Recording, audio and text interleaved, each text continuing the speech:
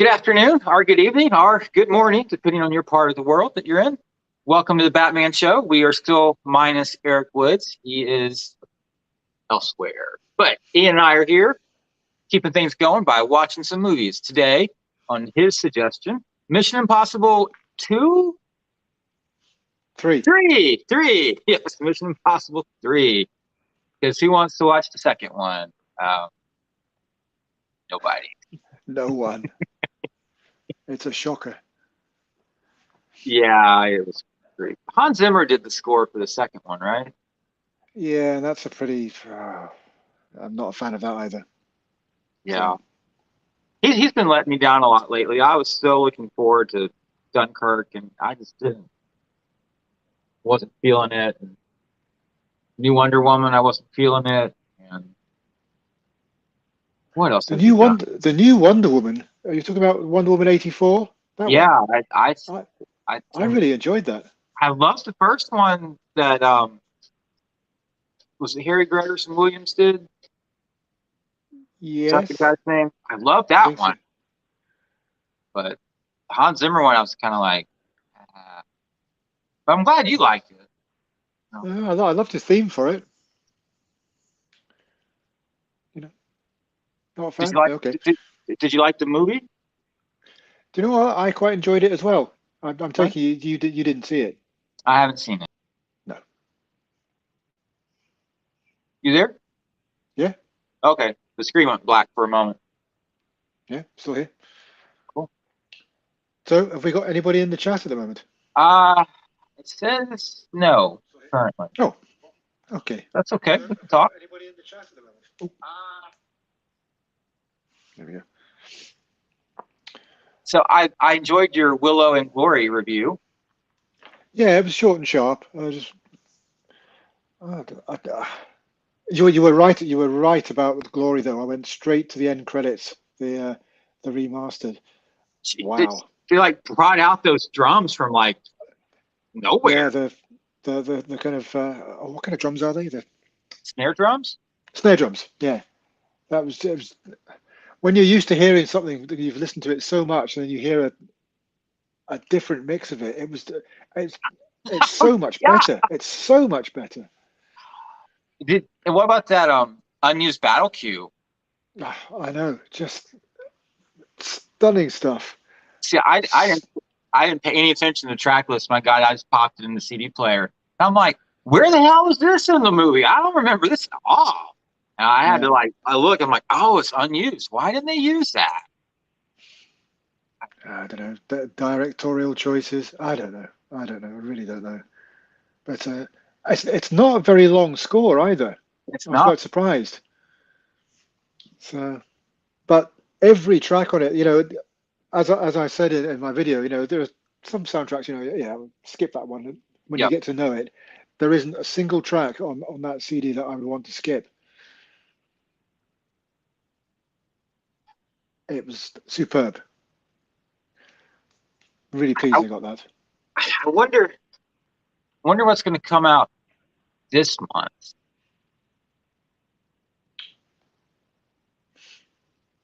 I really don't know.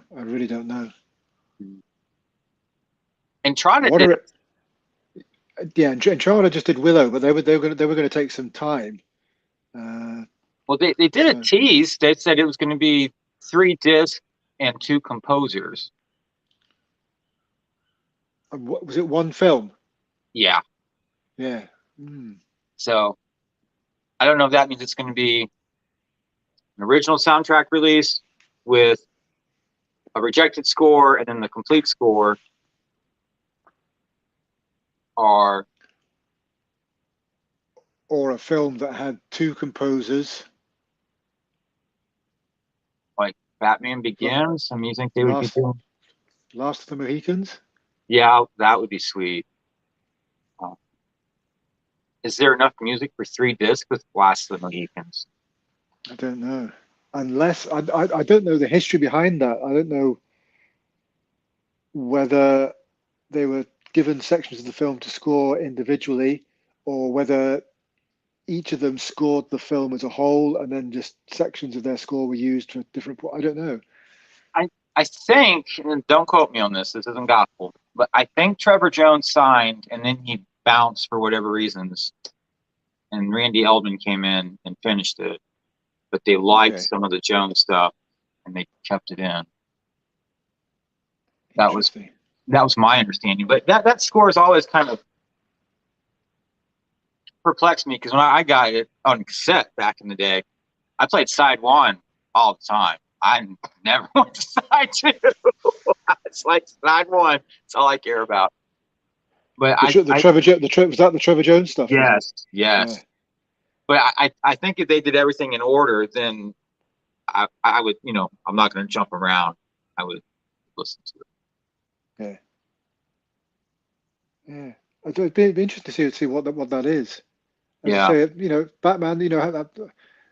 Again, I don't know how they work together for Batman. I don't know whether they said, right, you score this bit and I'll do this bit. You're better at that kind of thing, and I'll handle this. Because James Newton Howard dropped out for the third film. Yeah. Was he around for the second one? I think so, yeah. I think they did 1 and 2. So Batman Begins and The Dark Knight. I think. Did they? Well, Mission Impossible was Michael Giacchino. Yep. You have it. Okay. Yeah. Is that the standard, or is there an expanded, or? I don't think so. I think it's just that. Then that's a Perez. Okay. Score. I added that in my watch list on eBay, so I may pick it up after payday. I've spent enough money this past month on CDs by far. Spent. Does this kind of financial month take in the quartet, the triplet of quartet orders? Yeah, I wasn't expecting that sale. It just came out of nowhere, and I don't regret the purchases, but I did go a little bit overboard. I suppose at those kind of prices and with free shipping, the shipping for me would have been, for everything I bought for the 3 orders, would have been well over $100. It's unreal. It's about $30 per order when I just order 2 or 3 CDs. I ordered 30 something. I mean, I couldn't afford to get the 8 CDs, but it turned out cheaper because I got those 2, Zulu and The Good, the Bad, and the Ugly. Have you listened to either of them yet? I've listened to them. The Good, the Bad, and the Ugly, compared to other releases, sounds absolutely phenomenal. And the amount of music on there is just incredible as well. Is there that much music in the film? There isn't, but I don't think so. No, but because the complete score is on disc 1, disc 2, with some bonus tracks on disc 2, and disc 3 is the original soundtrack album, remastered. So I bought that because I felt obligated to buy it. It's like I figured this is something I need to have in the collection because it's such an important film score. I mean, Ennio Morricone's score, it took me a while. I mean, they're peculiar scores when, they really are kind of eccentric, aren't they? Mm-hmm. I'd never heard anything like it before when I first saw these films. But there is, I mean, apart from the quirkiness of them, there's some great stuff in there, some great symphonic stuff as well. But but it worked out. Sorry, I was going to say it just worked out cheaper with the reduction in price of these, with the 30% sale. That was a good 30% off a 3-disc set. Substantial savings. Yeah. So let me just welcome the chat real fast. We have Gist in the house, which is this cabbage talk again. I hope you're doing well and eating your vegetables. And David Pensack, he's just here for a little bit. But okay, well, thanks for stopping by. Come back when you can. It's always good to see you. Hi, David.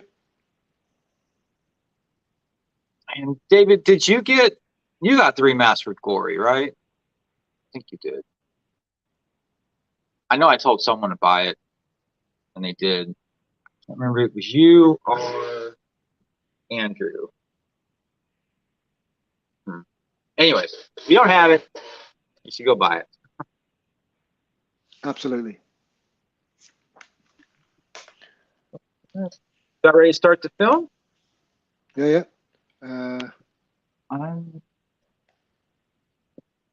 I'm up to 18% battery plugged in, so this should last for the entire time now. Cool. Okay, well, it'll keep charging as we go, won't it? Yeah. Or it just stays constant. It'll keep playing at 18%, which should be good. Oh, I insisted that he gets Glory. Okay. I'm too right. That's the only way to do it. Yeah, it's very true. Oh, and I did find my Titanic last night. I was so happy. I couldn't find it when I was digging through everything, and I was like lying in bed talking to Rose on the phone, and I'm like, let me just go out there one more time and just let me just go look, because if not, I'm gonna have to reorder it, because it's always sold out, but it's currently in stock. And if you get it on the secondary market, it's just, oh Lord, it's horrendous what people want for it. And the first drawer I pulled out, there it was, right there, with one of my missing Battlestar Galactica CDs. So I was like, hey, 2 for 2. So where was the missing Battlestar Galactica CD? It was right next to Glory. See, I have everything in a dresser, and they're just put in like this, yeah. So I can see the spines. And when you're just looking through all those spines, you miss stuff. That's I think I get like 300 and something CDs per drawer, and it's 7 or 8 drawers. Do you organize them by composer or alphabetically? In theory, on this great day that this gets done, yes. Right now, things are just kind of like, just let's not talk about that. I lost the mirror last night. Let's not make me more depressed. Okay. Oh yeah, 1941 sold out a long time ago. Yeah. David. I got mine from a guy in Japan who seems to hoard all the La La Land soundtracks for future times. When did you get yours, Ian?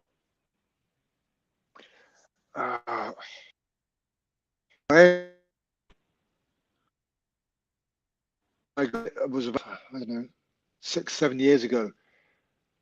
Did you get it secondary market? It was sold out then. Okay. Yeah, I did. Yeah, and it was quite expensive when I got it 6-7 years ago. Yeah.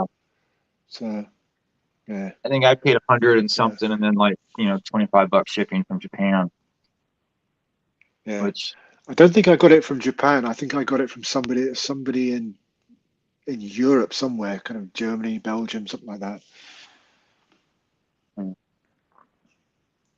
I still enjoy the original. The original release of 1941. That's still my go-to album, though. Yeah, I remember when I bought that on LP. I managed to find an LP in, I think it was beginning of 1987. And I'd loved. I first saw the film about 82, and I'd wanted the score for 5 years, and I found it in a shop in London, and I was just overjoyed. And it wasn't too expensive either, so. And I still have that to this day, that LP. It's got crazy artwork on it. Oh, brilliant artwork. When you the gatefold, when you open it, yeah, and that kind of huge kind of cartoon spread in the middle. Yeah. Superb. I think that film had like 3 or 4 different one-sheets with it. And they're all just fantastic. Every last one of them. Yeah. And you can pick them up fairly inexpensive still. Just look around on eBay. I might do that actually. I've never thought about that before, but I could do something for the Wolves. Yeah, I'm going to write that down. Thank you, David. We appreciate y'all for tuning in and contributing. Thank you. Yeah, thanks very much, David. Enjoy our correspondence about films and film scores. So speak to you soon. Well, if y'all are ready to start this Tom Cruise film with a whole lot of explosions. I was born ready. Right, you ready? Yeah, I mean, put my security code back in. Okay. So 3, 2, 1, play. Whoops. Play. Okay, there we go. And they kind of start this movie off with a pretty intense scene. They do. And there's no explanation about what's going on, which I kind of like. I kind of wish that had been like the legit start of the movie, and it's just gotten more intense from there.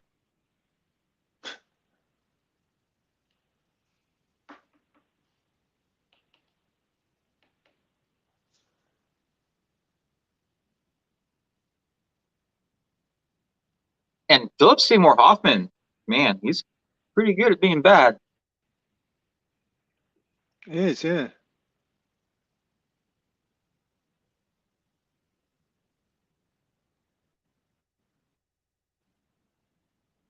I like the way Tom Cruise keeps changing tack in this to try and get the better of him. But I think Philip Seymour Hoffman had already decided, well, he's going to shoot this woman, no matter what Tom Cruise says.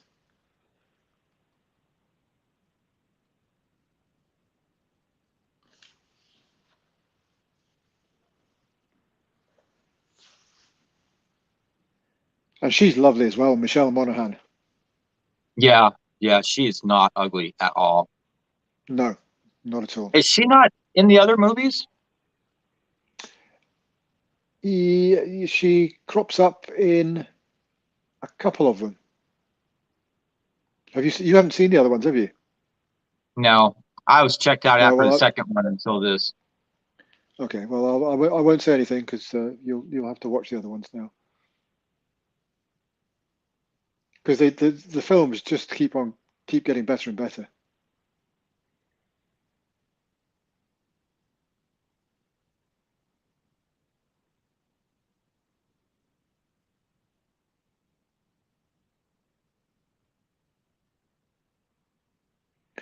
I'm not a huge fan of wobbly camera though.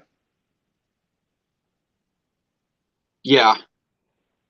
It's not quite that bad here, but it gets a bit frantic later on. I feel like Jason Bourne took the wobbly camera thing and just ran with it. And everyone else. I quite like the Jason Bourne films, but some of the action sequences in the later ones are just almost unwatchable. Impossible to follow. Yeah. Which is a shame because when you watch the kind of making of documentaries and see how much work and see what they actually did, you think, oh, this looks quite spectacular. And then you see the actual film and you think, I've no idea what's going on here.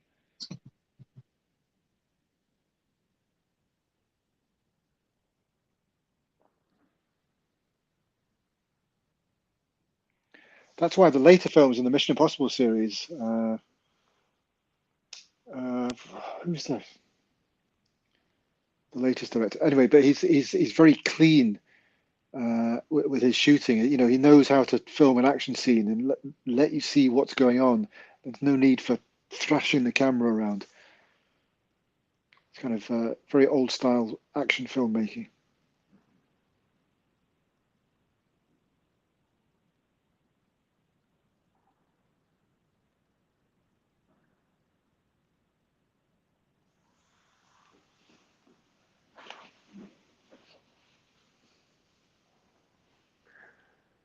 Now this came 6 years after Mission Impossible 2. That's like an eternity of movie time. It is, yeah.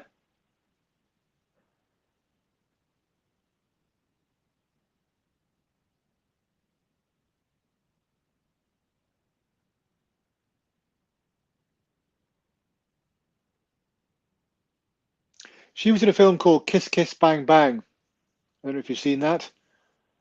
Shane Black film with Robert Downey Jr.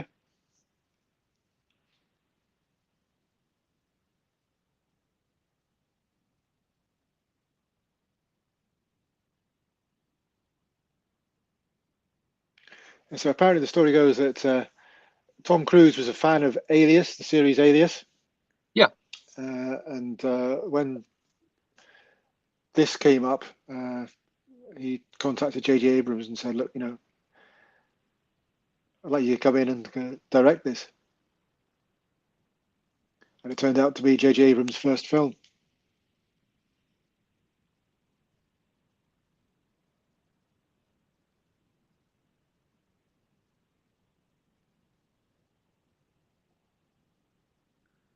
I believe Joe Carnahan was attached to this one at some point.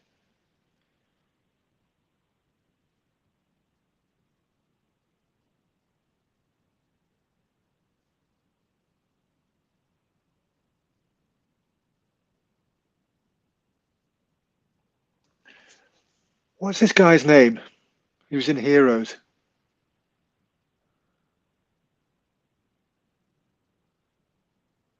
But he and J.J. Abrams are childhood friends, and he's appeared in almost everything that J.J. Abrams has done.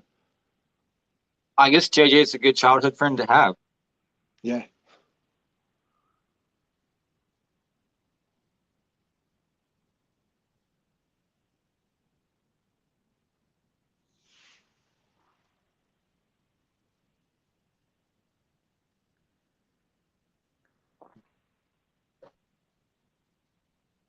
I'm glad they opened with that interrogation scene, because otherwise this movie would have been like a yawner out of the gate. Yeah, if it starts off with this, you think, what is going on?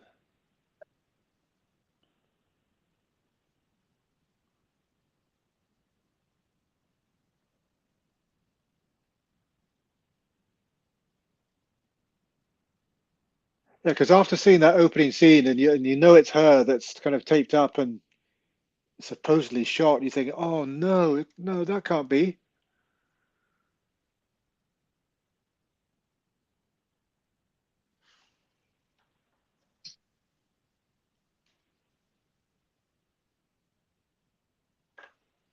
I don't think I've ever had this many people in my house.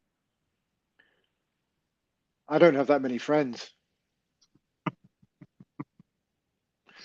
It's like you see celebrities when they have these parties and they say, oh yeah, I'm having 300 of my closest friends. I'm thinking, what? What kind of friends have you got? I think they're called leeches. Leeches, that's right, yeah. That's Aaron Paul from Breaking Bad. What? Yeah.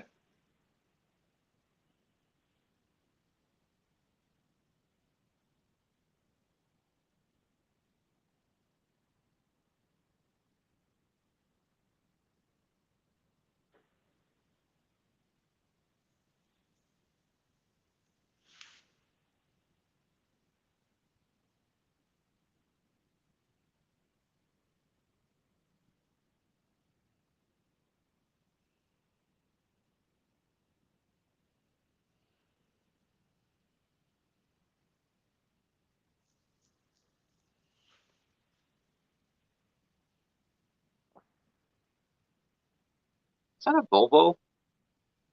Looks like it, yeah.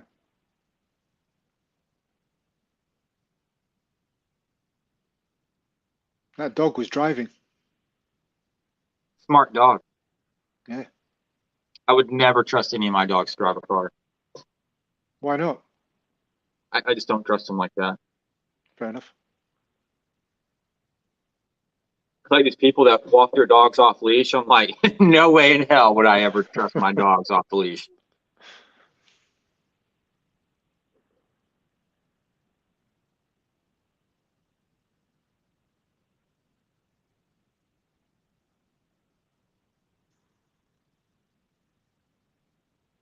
Now, I own this film on 3 different formats: DVD, Blu-ray, and 4K. No VHS? No VHS. I'd stop buying VHS at this point.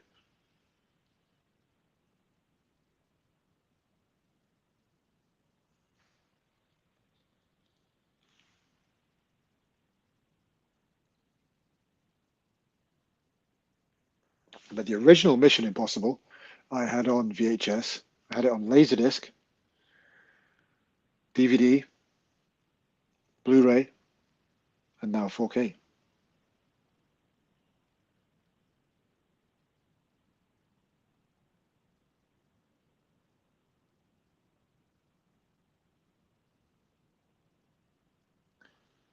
Can you still buy these things? These kind of. I don't think so. I think they stopped making these. Because everybody's got a phone now, I suppose. So. Yeah.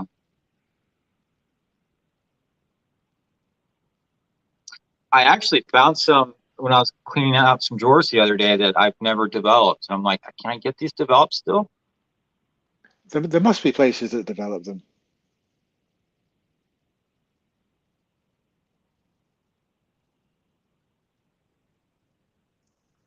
One of the dumbest things I've ever done in my life was, I think it was at somebody's wedding, or there was some do where, they leave one of these cameras on the table so you can take pictures, um, and I'd never actually used one before, and I knew what they were, but somebody says, "Oh yeah, no, they're just throwaway cameras," and they're not throwaway cameras because you take the photos and you send them the whole thing away. But that line, that oh, they're throwaway cameras, just stuck with me. So I had a lot to drink, finished taking all the photos, and threw it away. That was the end of that.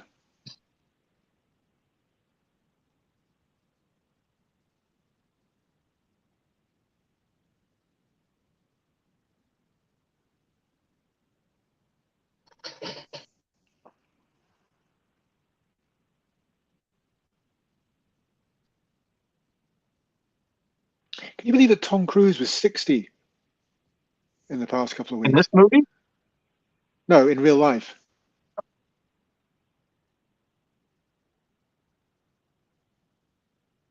Yeah, if he was 60 in this film, he would be in his 70s now. Or maybe that's true. I don't know. But no, he was 60, I think, last week or the week before.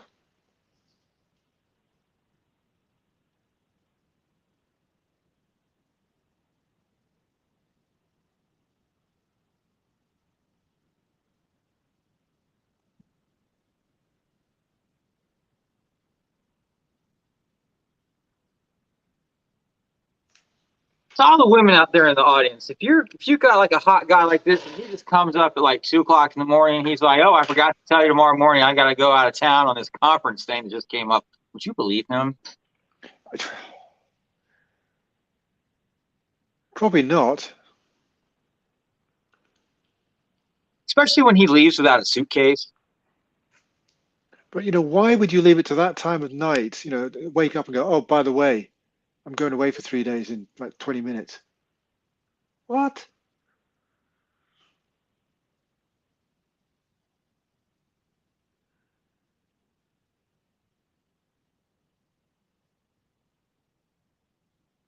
Ving Rhames, I love his voice.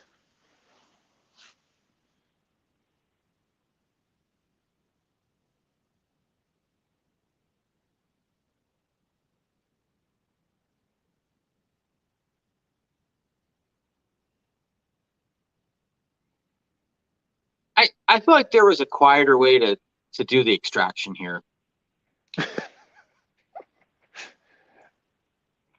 But not quite as cinematic. I don't know, 6 guys and MP5s and get in, get out, lickety split. So you're looking at a more stealthy kind of approach. Yeah, Maybe some kind of silencers on the weapons, or what do they yeah, call them? They're not silent suppressors. suppressors. Yeah, they're not as silent as what you would think, but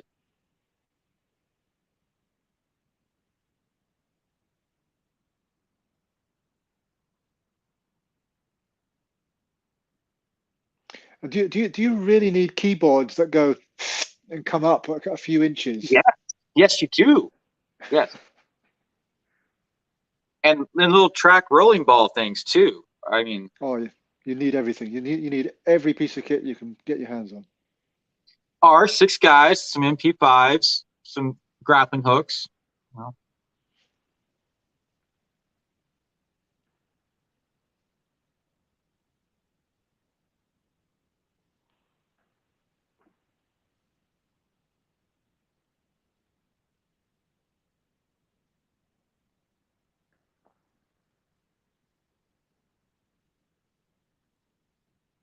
What was the fanciest rifle you ever got to shoot in the Army? Fanciest? No, there was nothing really fancy. There was when I first joined, it was the FN 7.62 SLR, which is a self-loading rifle, which is a huge, heavy, long rifle. That was replaced with the SA-80, which was a shorter. Is that the bullpup? Yeah, yeah. Is that rifle good? I've heard mixed stories about it. I never had any problems with it. It was quite accurate. It was small. It was light, and compared to the 7.62, it had hardly any kick whatsoever. The 7.62, when you fired that, if you weren't holding it correctly, you'd end up with a bruised shoulder and a bruised cheek from where you were aiming. Or a number of times I had bruised eye socket. You know, when you're aiming and you've got Yeah. your eye up to the rear sight and it kicks and you've been holding it slightly wrong and it just bangs into your cheek. That's quite annoying.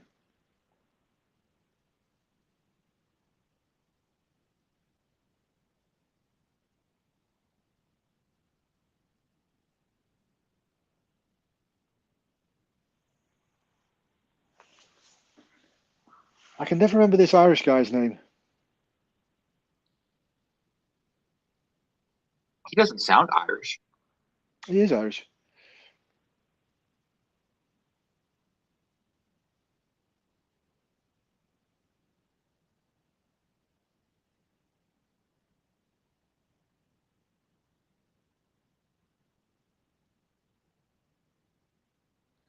See, if they were stealthy enough to set up all this gear without anybody seeing them, surely they would have been stealthy enough to actually go in there and get her. That's my whole point. You know, just if nothing else, just send in a couple ninjas with some katanas. But I appreciate the spectacle of the scene.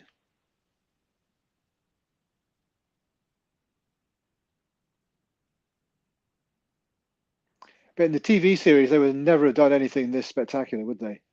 Mm-mm. No. And it seemed to me in the TV series, this is the impression I have after it's been decades since I've seen it, but it always seemed to be in South America somewhere. That's my memory of it.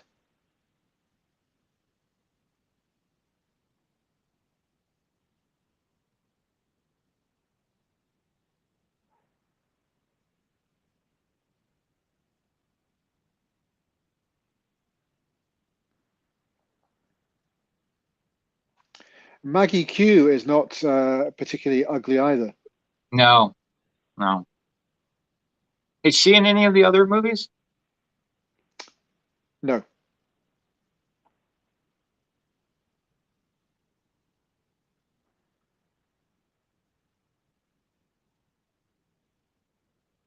She was in the fourth Die Hard film, I think the same year this came out. What was the fourth Die Hard film? That was Live Free or Die Hard? Live Free or Die Hard, yeah. But in the UK, it was called Die Hard 4.0. Okay. I like Live Free or Die Hard, though.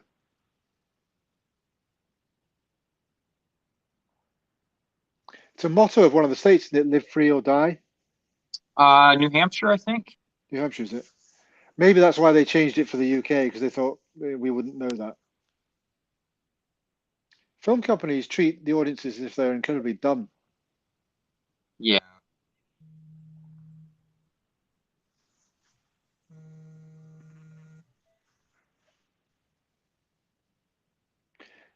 It's like Harry Potter and the Philosopher's Stone was changed for North America to Harry Potter and the Sorcerer's Stone, because they didn't think Americans or Canadians would understand that. It's just idiotic.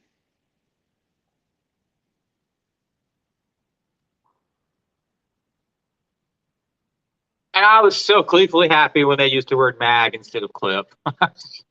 Thank you. Finally, someone knows the difference between a magazine and a clip.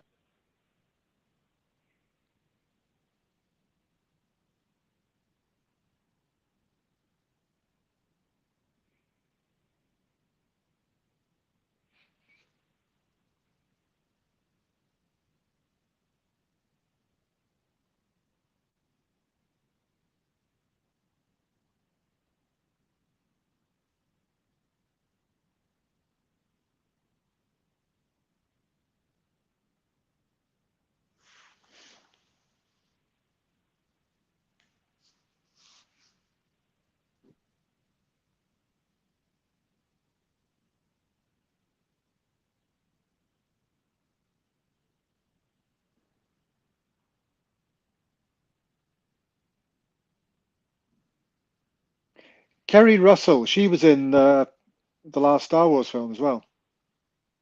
And she was in Felicity.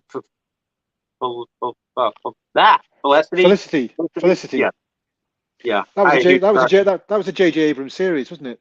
It was. Yes, J.J. Abrams is all over the place. That was just a drama series, though, wasn't it? There was no kind of Just sci-fi drama or series. anything. It was just a Girl went off to college, and that was the show.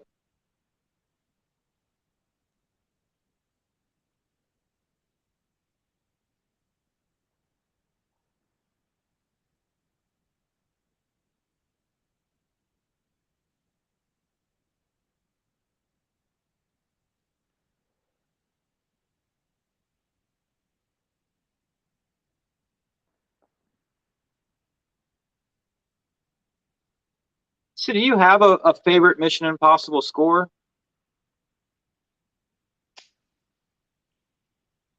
I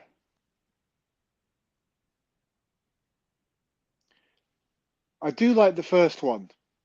Yeah, it would probably be Danny Elfman's, the first one. I do like what Michael Giacchino did, and I did like what Joe Kramer did for, is it Rogue Nation, which is number, I can't remember what number it was.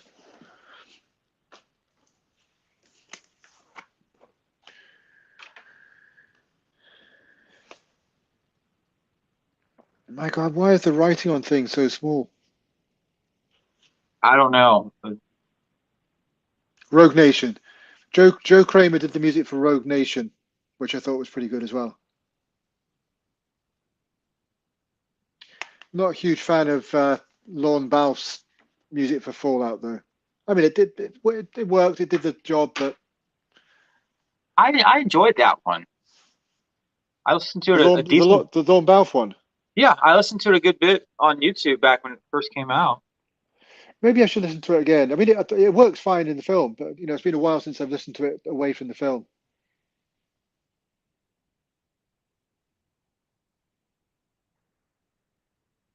I found this a bit disturbing the first time I watched it.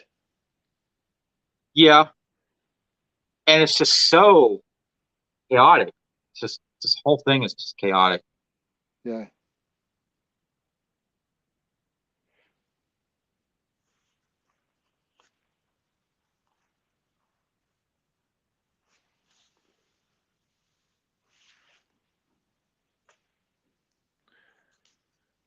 I can't remember the director of Christopher McQuarrie. He directed Rogue Nation and Fallout. He's got a more formal style when it comes to action scenes, so it's a lot easier to make out what's going on, but still keeping up a good frenetic pace.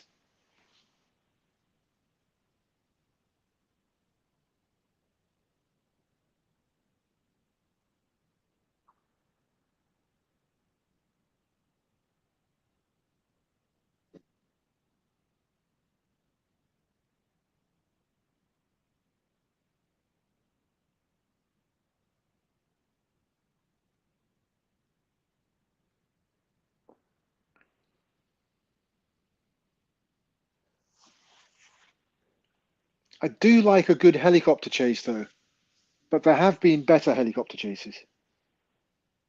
And in fact, there's a better helicopter chase in one of the future Mission Impossible films.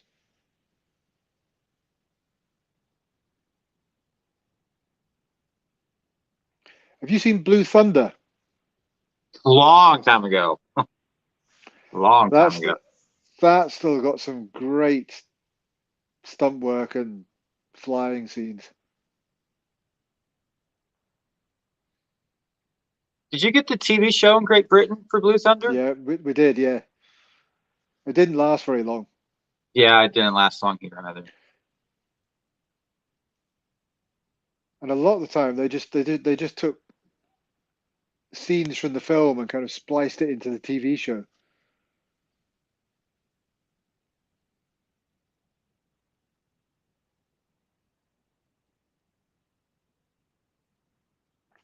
Fall Guy used to do that quite often.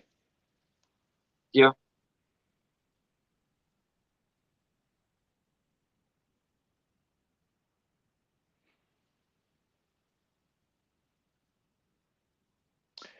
Apparently, when they first put this scene together, it was. I mean, that's disturbing, just the way it happens there. But they made it slight. The graphics not the right word, but there was a spurt of blood that landed on Tom Cruise's face when that happened. I think that might have been a bit more realistic because you would expect something's going to come out somewhere. And Yeah, but I don't know who it was that said, look, that maybe that's going a bit too far. So they had to digitally erase the blood from Tom Cruise's face.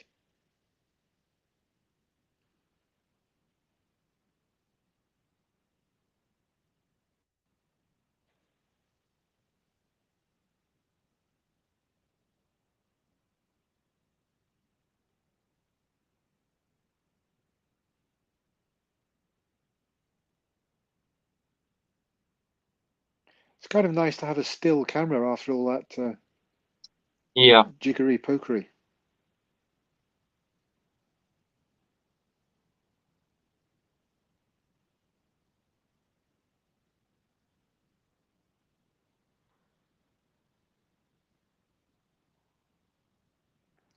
J.J. Abrams' next film after this, I think, was Star Trek.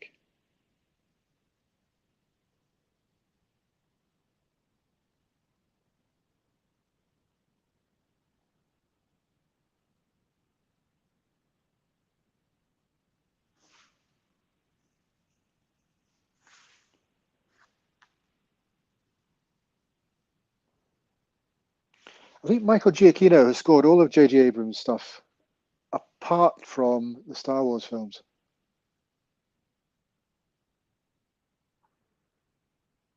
I think if John Williams had not been available, I think he probably would have landed that gig, though. I think so. He did appear in one of the Star Wars films, though, as a stormtrooper. Hmm. I think it was the last one. Or was it the first one? It was one of the J.J. Abrams directed ones.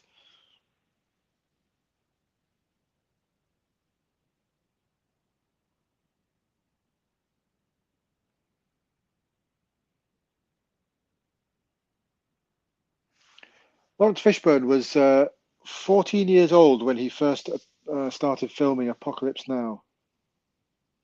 Wow.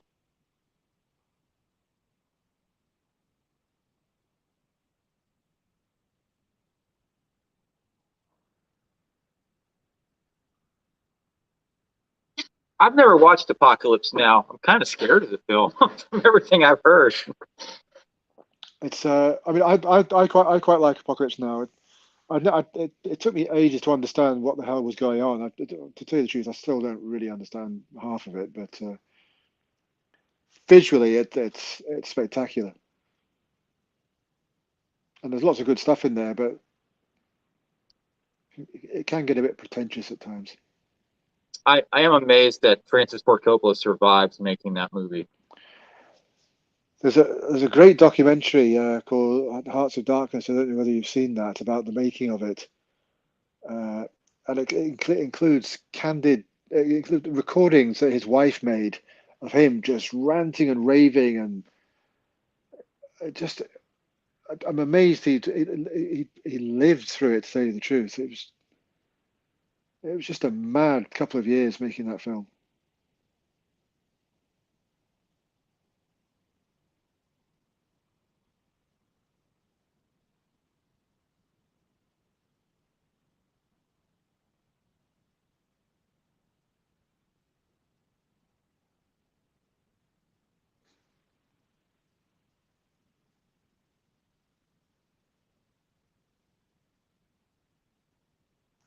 There isn't a huge amount of humor in this film either, I've noticed.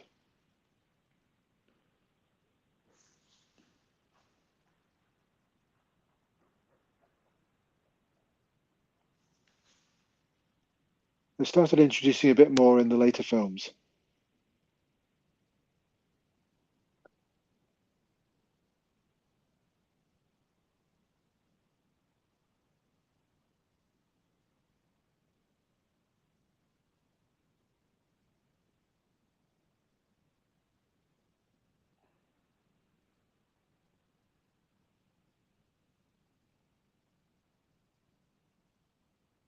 Can you assemble a rifle blindfolded?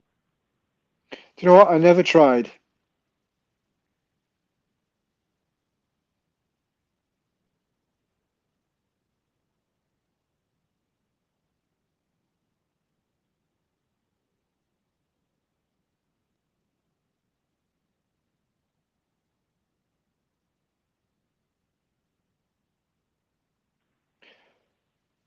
That name Kelvin appears in all J.J. Abrams stuff as well. The ship that first appears in the first Star Trek film is the USS Kelvin. There's mention of a Kelvin Ridge in The Force Awakens. There are other references to Kelvin in his other stuff as well. I think Kelvin was the name of his grandfather.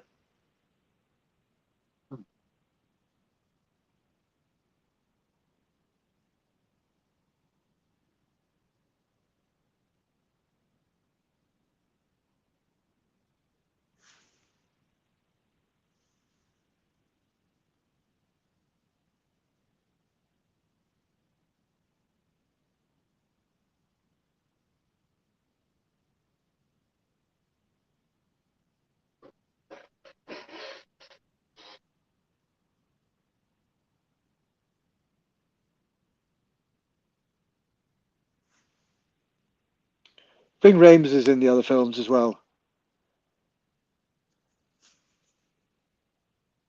Yeah, he was in the second one, wasn't he? Yeah. Yeah. He only briefly appears in the next one, but he's back in the other ones.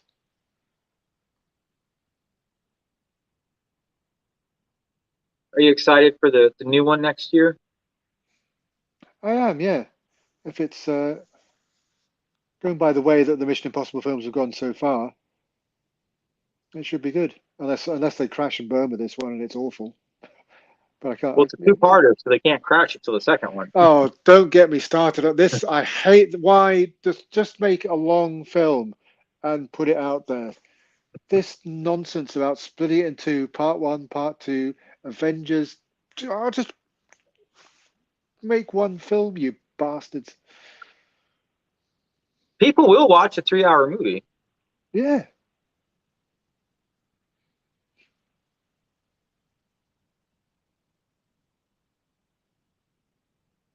And that's Scotty. That's Scotty, Simon Pegg.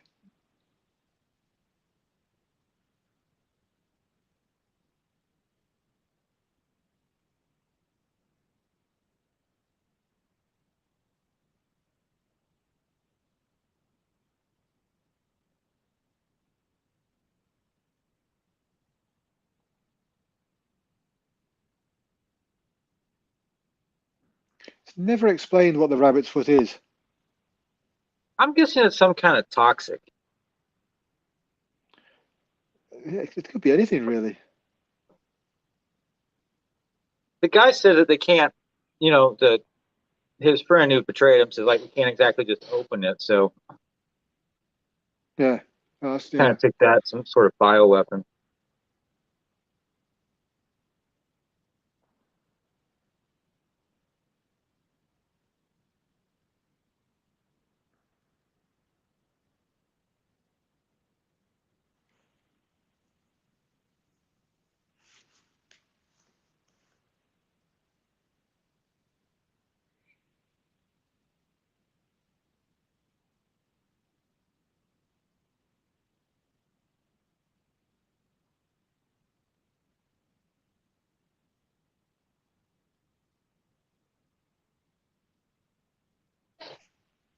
Simon Pegg appears in all the future Mission Impossible films as well.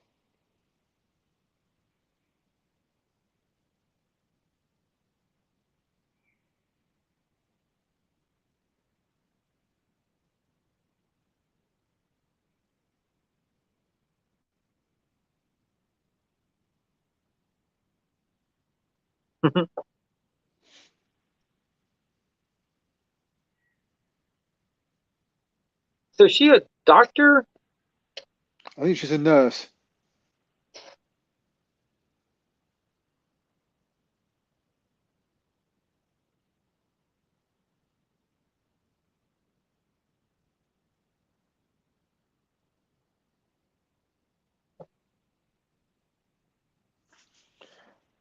I tell you what, having worked at the Western General Hospital here in Edinburgh for the past 6 months, I work on one of the wards there, and seeing what the nurses do there is just incredible. The work they do. They don't get enough thanks for it.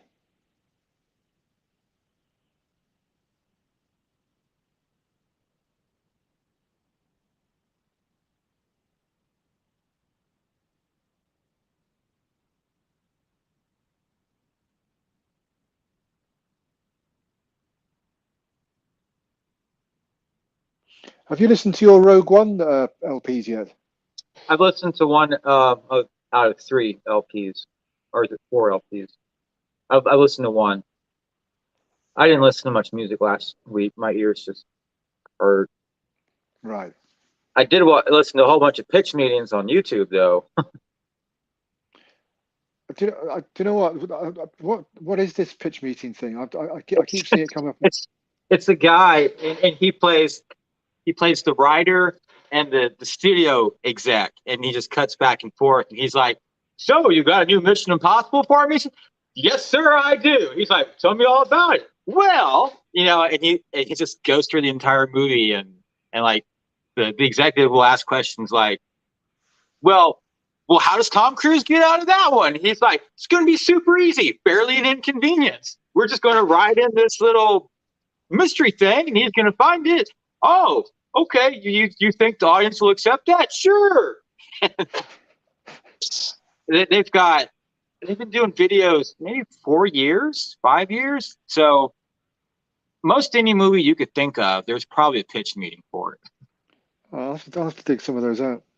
I will send some to you later today. Okay. And she's got to be like the most understanding, significant other on the face of the planet. I mean, any other human being in this situation would be like, fuck no, tell me what the hell's going on. Yeah, what the hell are you doing? Like, are you sleeping around with Sally? Come on.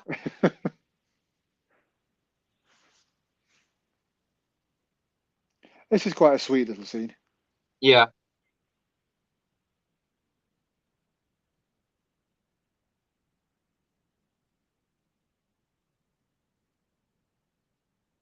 Hey, Big Al. I wish you could stay too. I hope your afternoon's going well.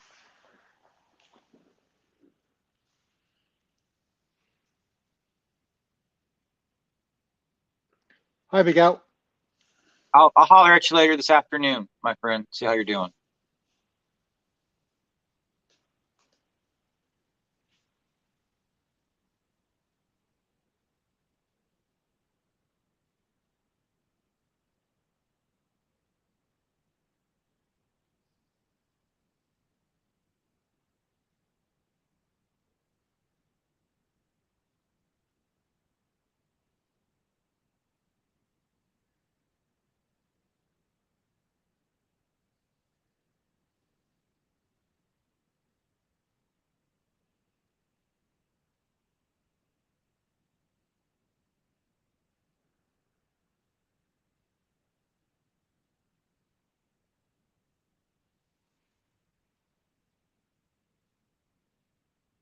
I wonder how mad the Vatican would be if someone actually kidnapped someone out of the Vatican. Would we ever hear about it?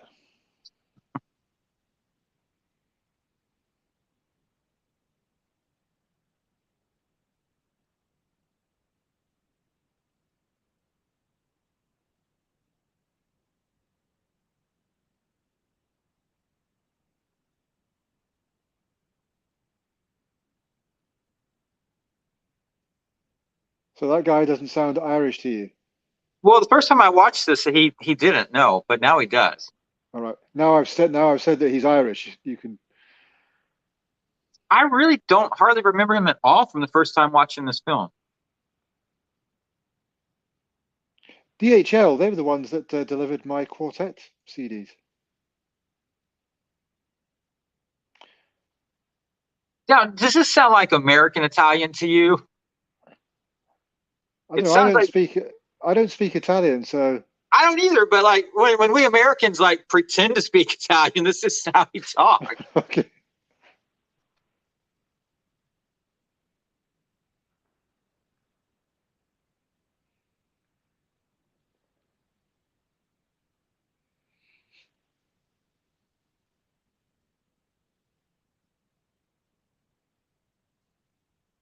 You know, it took 3 days, or probably 2 days, for my CDs. They were dispatched on the Monday from Madrid in Spain, and I got them on Wednesday. I think that's pretty damn good. Yeah. Quartet takes about 6 calendar days for me. Even still, that's fairly good. That I got no complaints with that. I've got stuff that can take 3 weeks from California. Yeah. And it's the same country. I mean, it's California, but they say it's the same country, you know.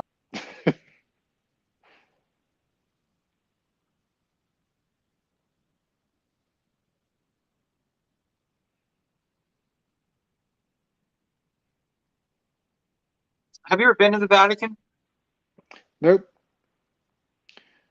I've only been to Italy twice in my life. Three times. Twice. Once when I was about 3, we went to Venice. I have no memory of it.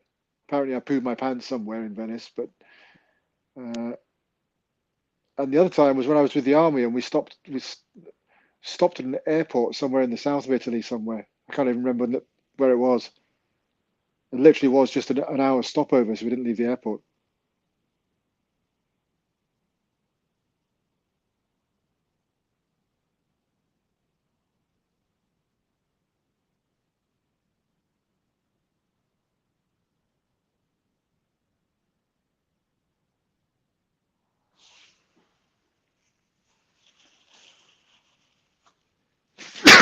Excuse me.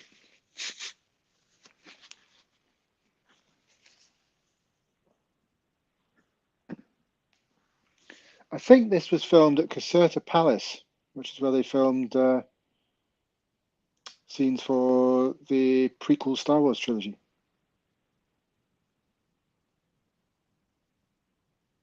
For the Naboo scenes? Yeah.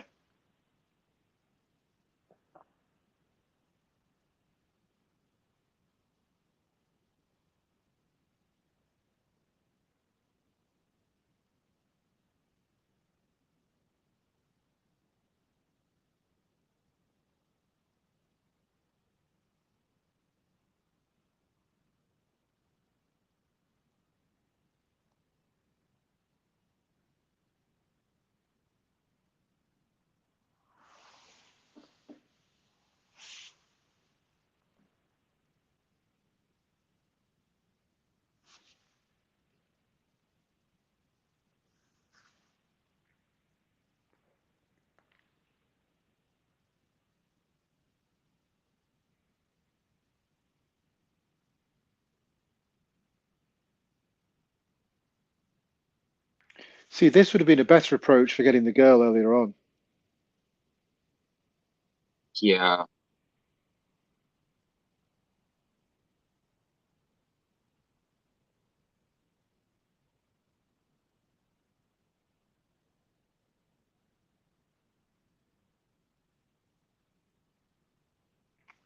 Is the Vatican open for visitors and tourists like this? Parts of it are. Are they? I mean, other parts are not. Of course. Well, I mean, the whole Vatican's really just like one ginormous museum. Yeah.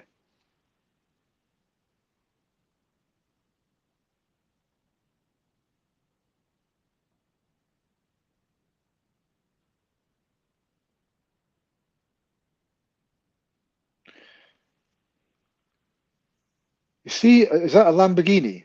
I think I think it so. is. You see a lot of those around Edinburgh. Really? And yeah, bizarrely. And Hmm. Edinburgh's quite the roads aren't the greatest here in Edinburgh. Some of them are old, No, cobbled, they're kind of I would not uneven. want to drive in Edinburgh. And you see people driving Lamborghinis, and you see them at certain points in the road driving about 0.001 mile an hour because they're unsure of the level of the road because they're so low to the ground, those cars. I just think, why have you got a car like that in this place?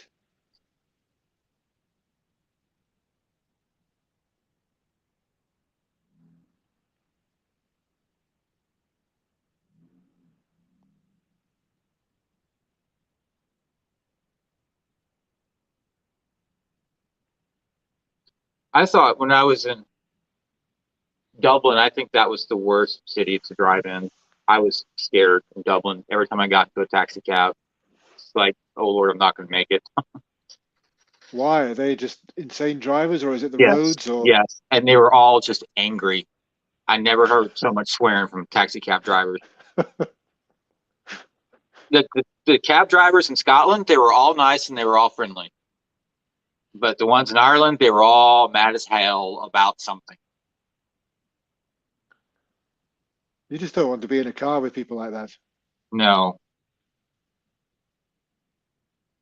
Look at the size of that staircase.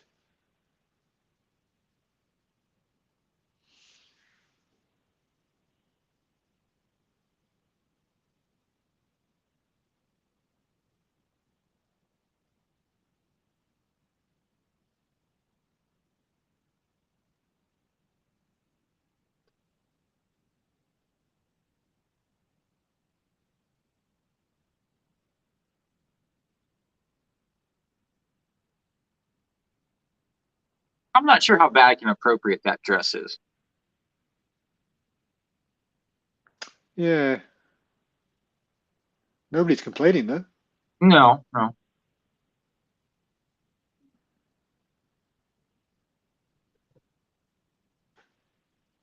I like the fact they give you an idea of how these masks that they've always been wearing up to this point are made, Yeah, I did rather appreciate that little rather than extra just bit. magically appear with a mask in the middle of the field.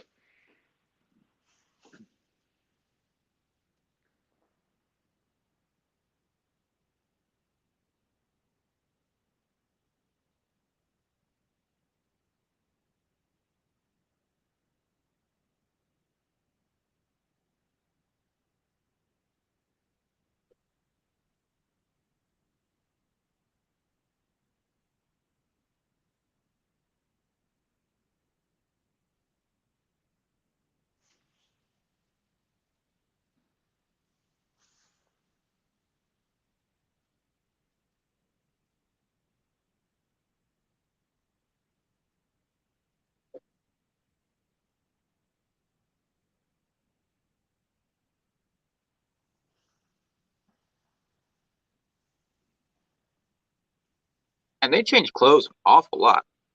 Yeah.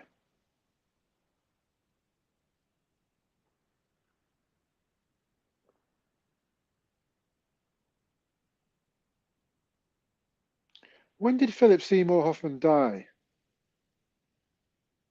It's a while ago now, isn't it? You know, I want to say like 2 or 3 years, but it could be like 5 or 6 years. Time Yeah. just, it's hard to judge time anymore. I used to be quite good with dates and things, but the older I get, I'm like a flywheel. It's just getting faster and faster and faster. Yeah.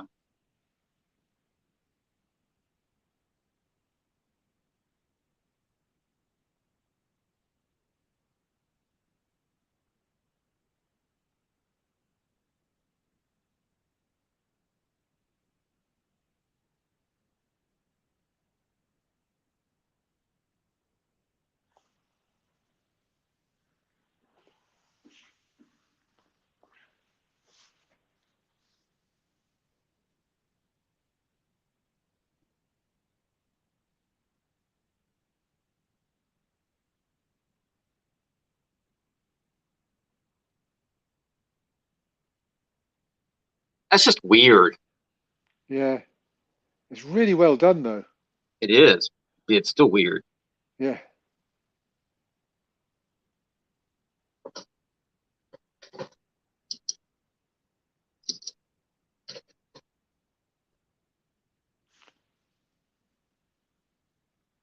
So they must have had to manufacture a whole fat suit for Tom Cruise as well, because Philip Seymour Hoffman is not a light man. It's not fat, it's pleasantly plump.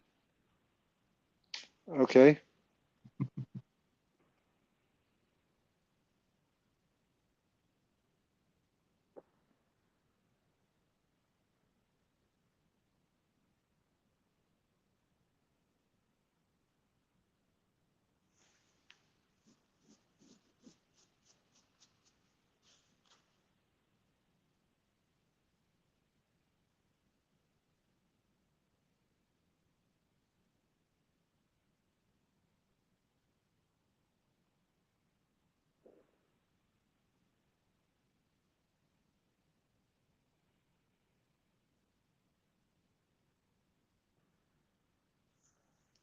Industrial Light and Magic did the special effects for this, or the visual effects, should I say.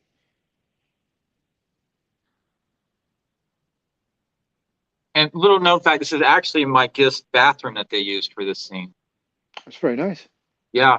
In case I ever have, 300 friends come over, they get, they can use this bathroom. I would imagine that happens quite often these days. Yes. You don't have friends over with this size bathroom. You have receptions. Hmm.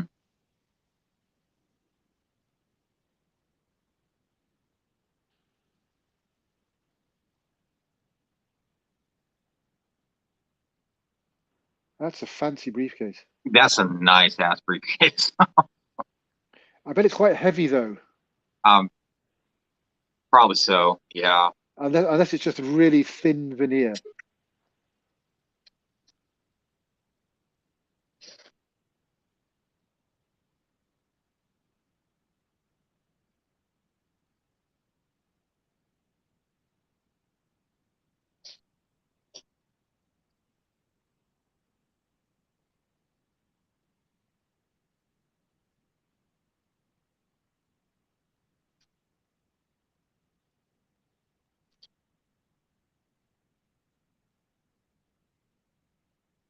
This would be a horrible time to realize that your person you're trying to impersonate is illiterate.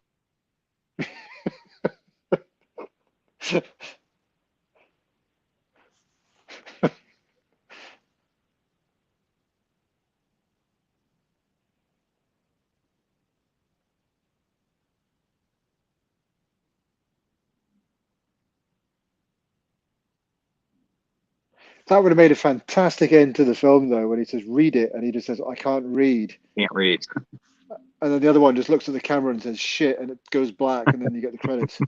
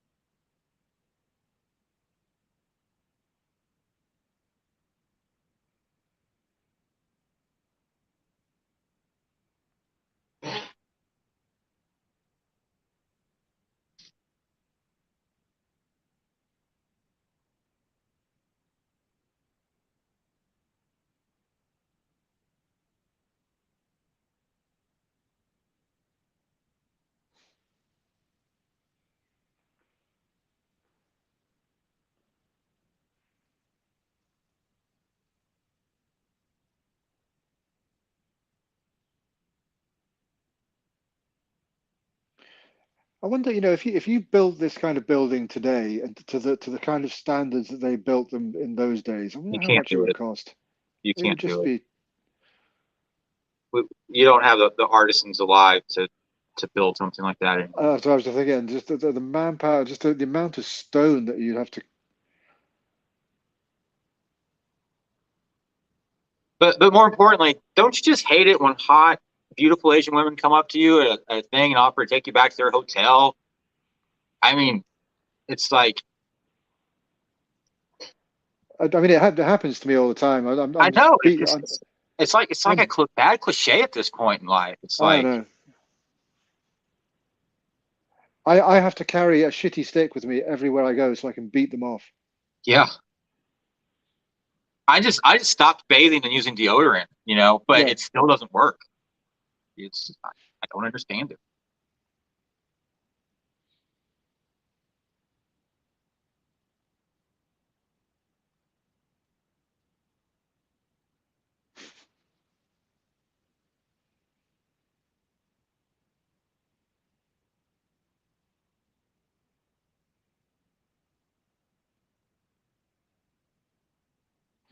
They always make manhole covers look incredibly light and easy to move around. When you try Yeah, lifting one in real life, it's just they're pretty almost heavy. impossible.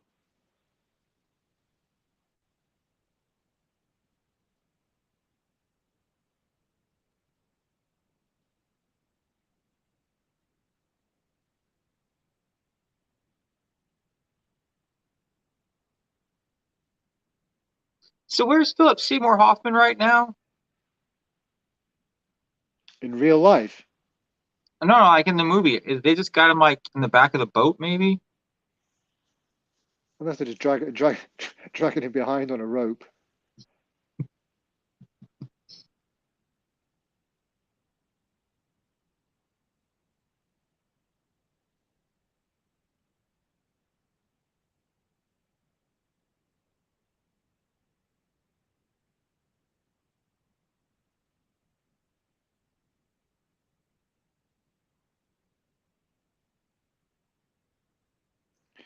When you watched this for the first time a few days ago, what were you thinking that he was the bad guy? Lawrence Fishburne or the other guy? Yeah, the other guy, Lawrence Fishburne. Sorry, were you thinking that Uh, he's I didn't like his character. The other guy, that was quite the shocker when it turned out that he was the naughty person. okay?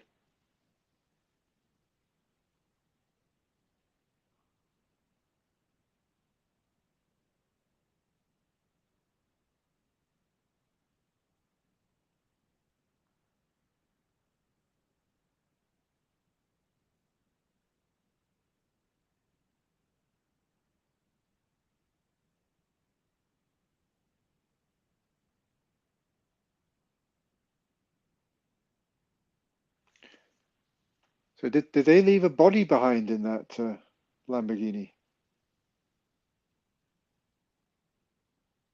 You'd kind of have to, wouldn't you? Yeah.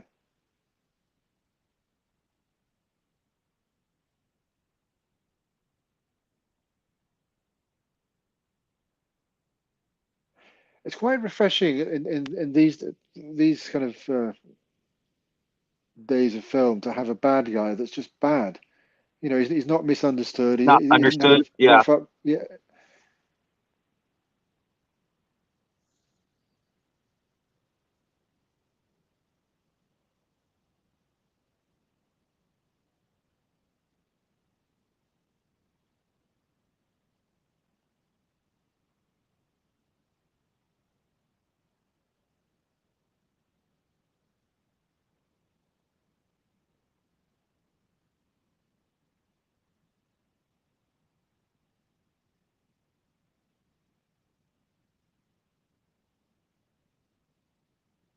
Did you see Red Dragon? With Ray Fiennes. Yeah. Yeah. Yeah, and he gets tortured in that movie. Oh, that's right. Yeah. Yeah.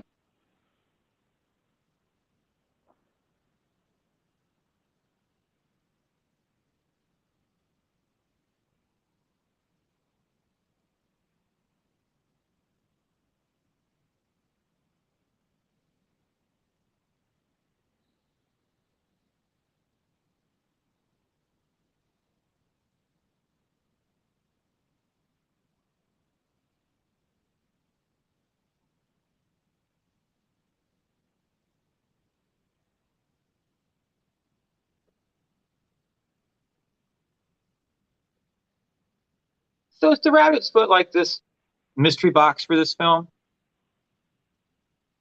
Mystery box. Yeah, JJ says you got to have mystery boxes for everything. Yeah, I suppose so. Or MacGuffin, as Hitchcock used to say. Yeah. Something to drive the film along. It doesn't necessarily have to have a meaning or a purpose in the end of it.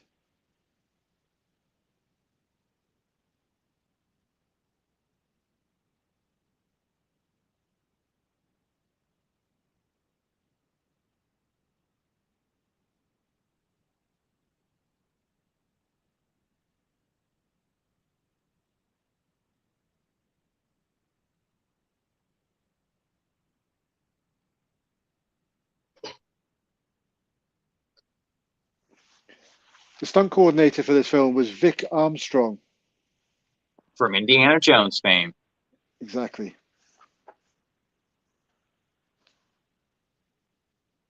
And James Bond fame as well. Yeah. That man's had a wonderful career. Yeah.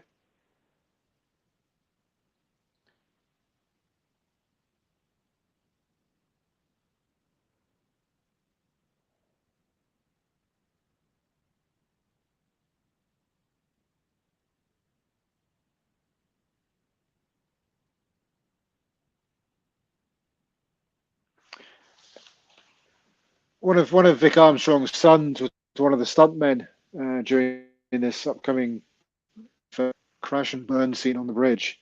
There's one of the cars that gets blown up and turns over, and it kind of spins on end very briefly in a kind of spectacular shot. But that was Vic Armstrong's son that did that. What bridge is this? It looks like the bridge in True Lies. It's in Florida, between the Keys. Yeah, so it possibly could be the same one. There's a number of these bridges though down there, isn't there? Isn't there, or aren't there? Are there not? No. I can't imagine having built all of them because they're just so massively long. Yeah, these feats of engineering, sometimes when you try to think about how to go about doing this, it just boggles the mind.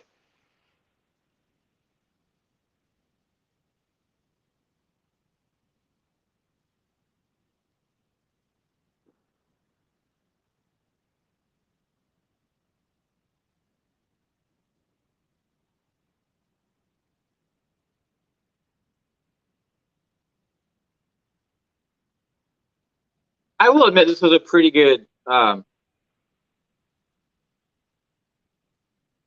explosion scene. Yeah.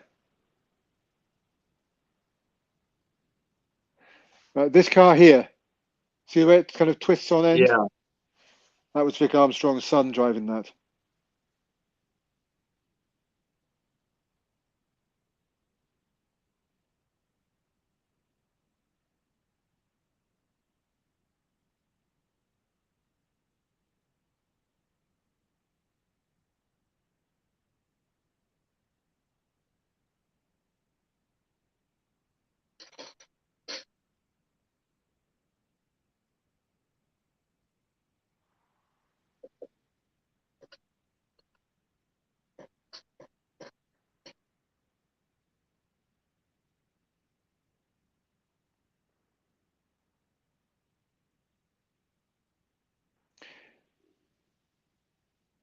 They're huge, these drones, aren't they? That one would have to be to have that kind of weaponry. Yeah.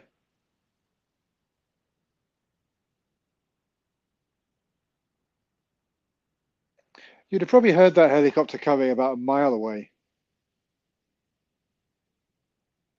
Maybe it's a stealth helicopter. Like Blue Thunder, you'd flick a switch and it becomes silent. Just flip that switch on.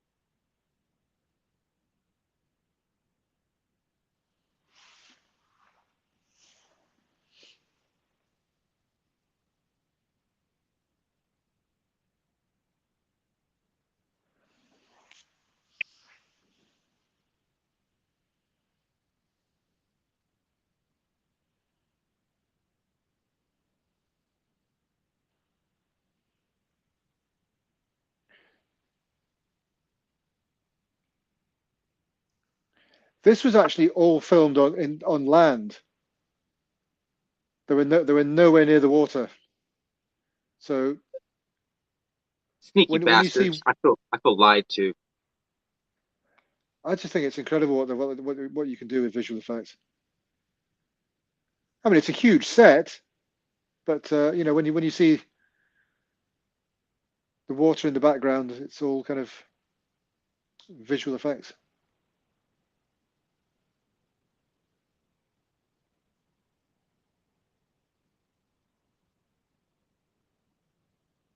I have no idea what this goop is that they're spraying on this Silly van. putty. Oh, of course, yeah.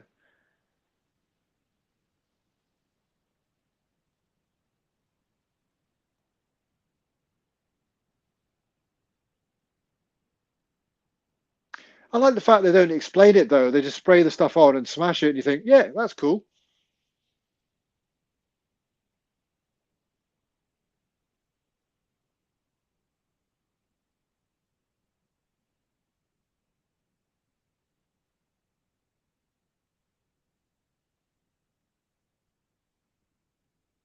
And that just hurts my back. Just seeing that just I hurts know my it's. back.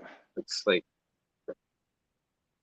And again, if you see the making of and behind the scenes stuff, you know that he's all on wires, and they're really jerking him into that car, and you think it's got to hurt. I know it's all pretend, but they have smashed him into a car.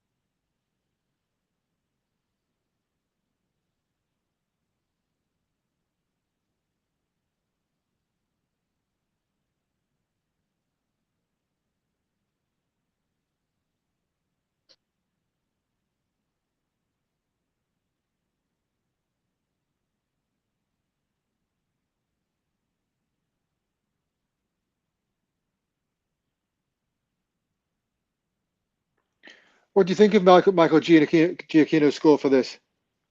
I liked it. I Yeah, got it on my watch list. I'll probably order it this week, maybe next week. I've got Silvestri's rejected score from the first one. I've got the standard release of Danny Elfman's from the first one. I want to get the expanded score, but it's currently out of stock with La La Land, and I'm not going to pay secondary market prices for it. yeah. See, Aaron Paul. Oh, I see it now. Yeah. Like, oh, hey, man. Yeah, hey.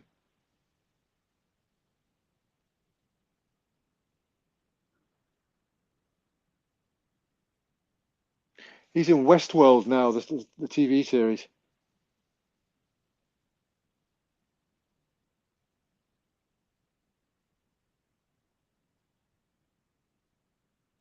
Who does he play on Westworld? What kind of character? Season three, well, to tell you the truth, I would need to watch season three again. I didn't really understand it. So, uh, yeah, I'll get back to you on that one. But he made his first appearance in season three.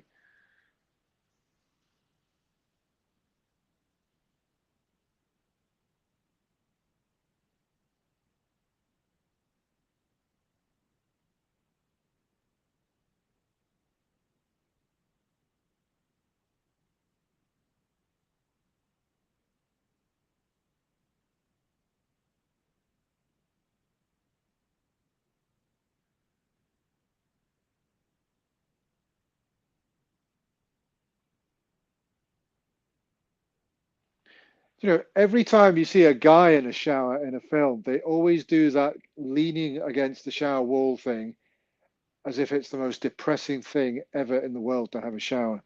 Doesn't matter what mood they're in, they get in that shower, turn the water on, and it's like, oh shit, everything is so bad. I've got to lean on the wall.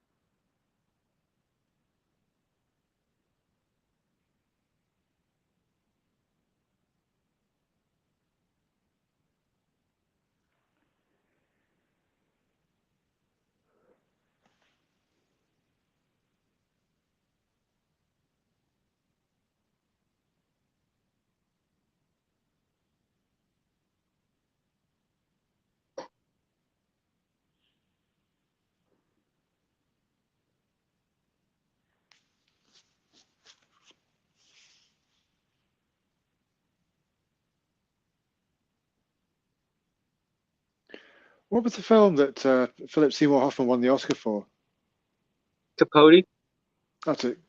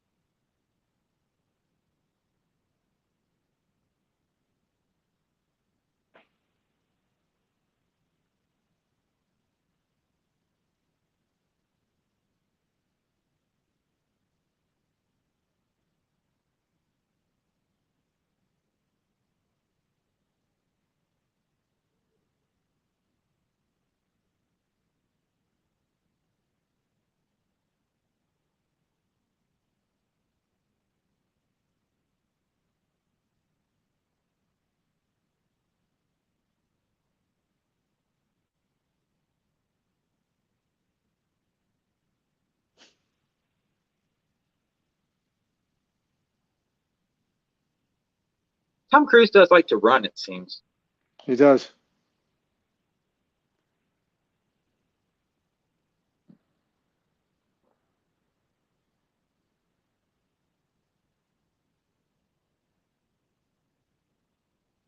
He does that long run at the end as well. Yeah.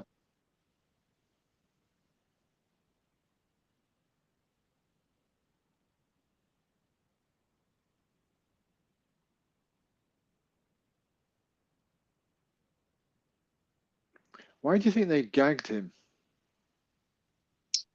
It looks cool. I suppose.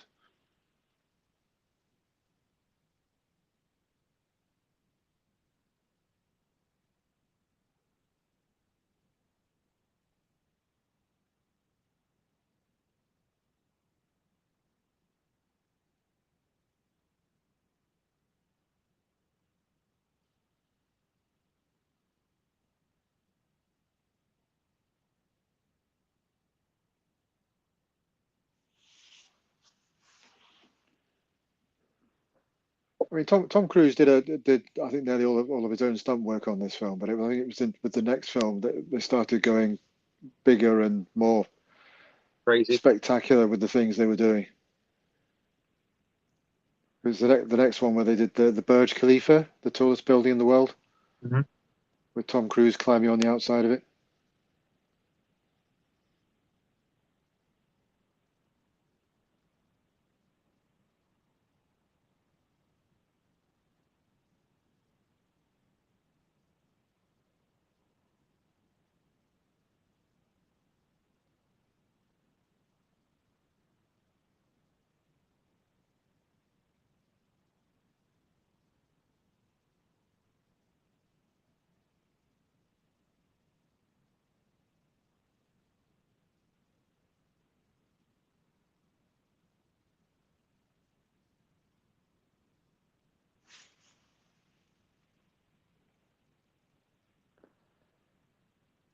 Yeah, because at this point you think, well, at least there's still one decent man who believes in Ethan on the inside. Yeah. I thought Lawrence Fishburne was easier to buy as the bad guy. That was that's the whole point, though, isn't it? At this Yeah. point, you're thinking that he's the bad guy, and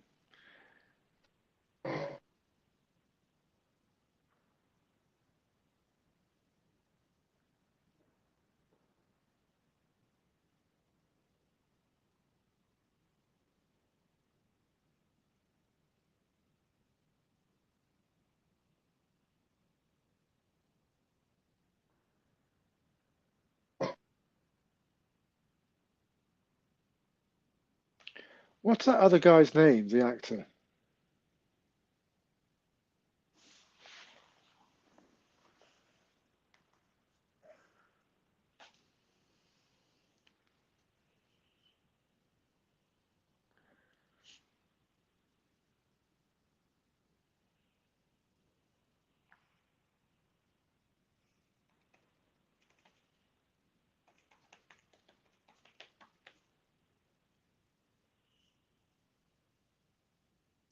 Billy Crudup.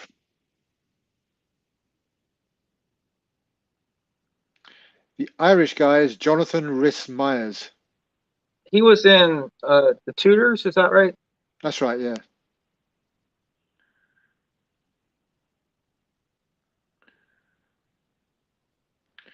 This film was had a budget of $150 million and made $398.5 million at the box office.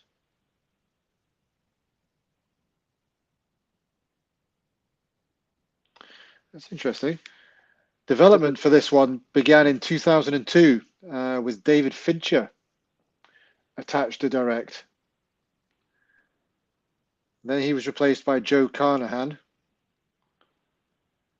and he parted ways, and then J.J. Abrams was hired because Tom Cruise was a fan of Alias. What would a David Fincher Mission Impossible movie look like? It would have been interesting, I suppose. Who would have believed that Brian De Palma would direct a Mission Impossible film? So glad he did, though.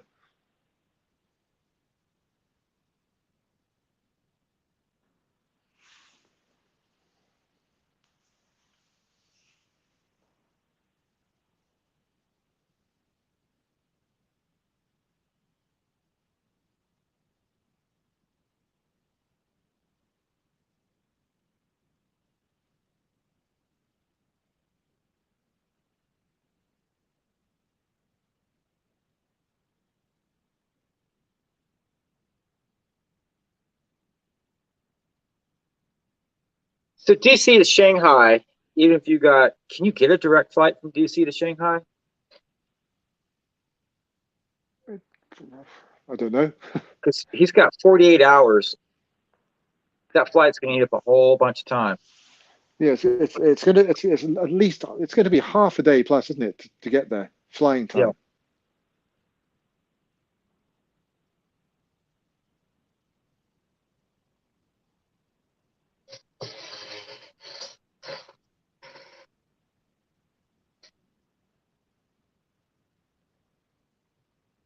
But it's a film, so it's probably 2 hours flying time. Yeah. On a plane with lots of leg room. Yeah.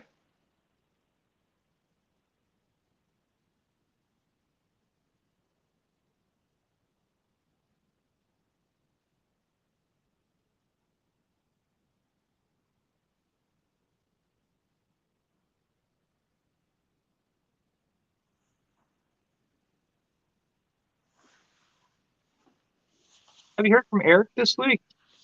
I haven't, no.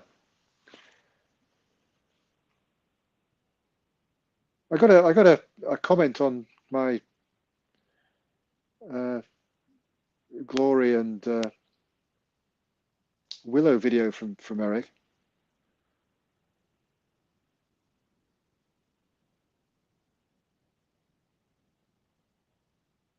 I'm glad he had fun in Nova Scotia for the past 5 weeks or whatever. It's quite a trek he made to get out there because he drove all the way, didn't he? Yeah, that's a lot of driving.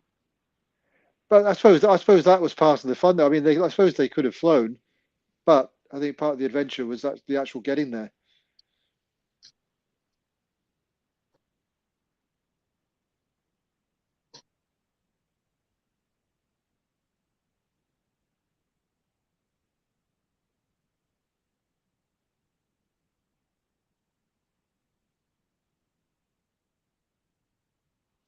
I don't think any of the Mission Impossible films have equaled the brilliant use of the Mission Impossible theme that Danny Elfman did for the first one, though. He brought it in just at the right moment in that film. And specifically, I'm talking about the final helicopter chase in the Channel Tunnel when Tom Cruise jumps from the train onto the helicopter skid, and you get a kind of fanfare, and then that theme kicks in, and it's a really kind of beefy, meaty version of it, and it just gets you, just sends a shiver up your spine.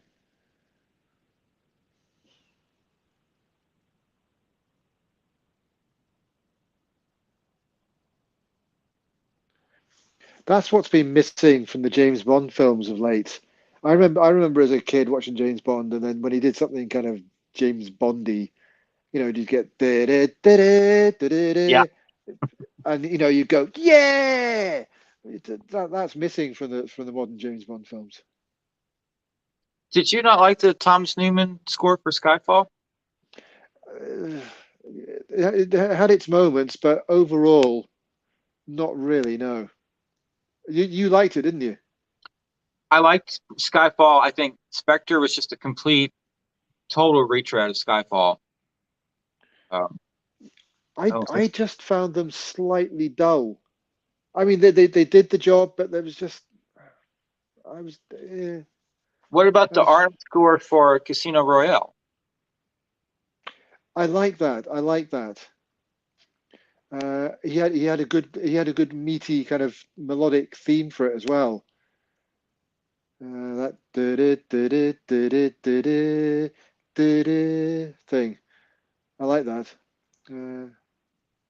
And it had the most upbeat song of the modern Yes, Daniel Craig films as well. yes.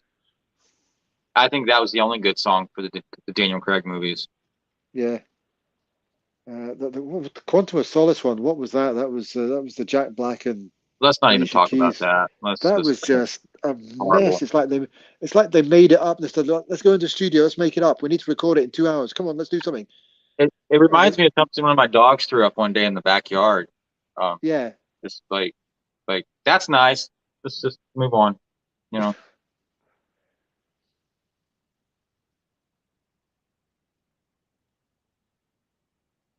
but amazingly, the last three Bond songs have won the Oscar. Have they? Adele's song for Skyfall won the Oscar. Yeah. Sam Smith's won it for Spectre. That won an Academy Award. Yeah, Are and you Billie sure? Eilish. Yeah, and Billie Eilish won it for. I I don't forgot the think I name. want to live anymore after hearing that. Oh my Lord. Wow.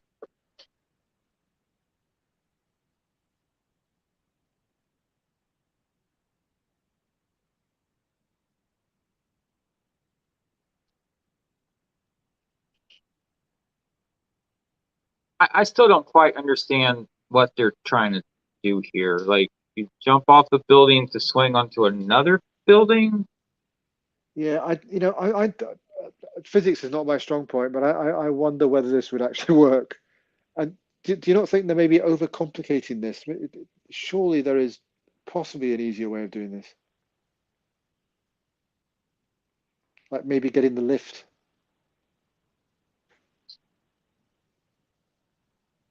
Or like six guys with some MP5s. Is that your answer to everything? I mean, 6 to 8 guys with MP5s.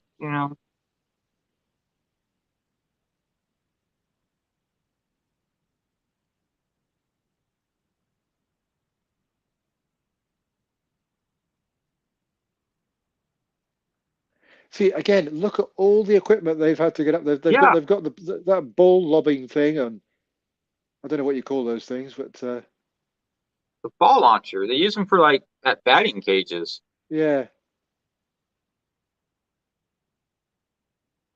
I, I I love that in Clear and Pleasant Danger. In the Hunt for October, they changed from speaking Russian to English Hmm. by zooming in on whoever's actor's mouth it was, and then they kind of zoom out, and they're all speaking English, and you think, okay, that's fine. I understand what's happened there. They did that a similar thing in Clear and Present Danger again with that guy doing batting practice, and he's using one of those machines, Yeah. and it all goes into slow motion, then goes back to normal speed, and they're speaking English.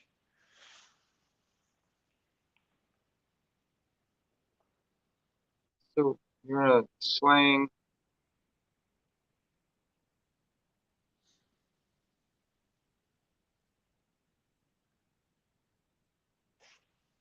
Ow, that hurts.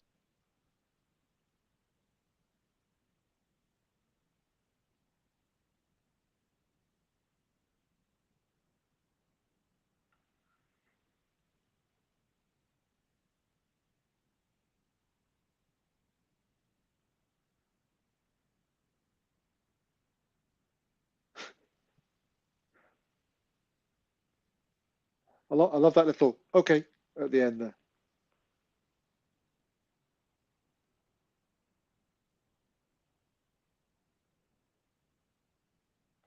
You know, we're sitting here saying, "Oh, this is ridiculous," and you're saying, "Oh, just 5, 6 people with MP5s and all this kind of stuff." It, if they went that route, it would make for a pretty dull film, I suppose. I guess.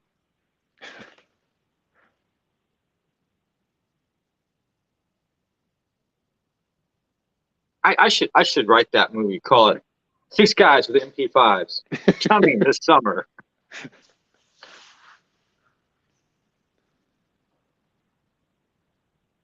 And what would be the reason for them storming all these different? I take it they're going to start, do a film, and then there may be 5 or 6 different incidents where they just storm a building or storm something Just to go to do McDonald's to something, get cheeseburgers. Just because they got MP5s don't mean you got to use them. or they've got MP5s but they don't have money. Well, if So I if you've bought an got MP5, I would also be broke then. So yeah, yeah, so, and then yeah, but you need to eat. So the only I way you could would. eat would be to hold up places with the MP5 you just bought. That's true. Very true. We're not condoning violence or robbery or anything No, like that no, in not this. in that at all.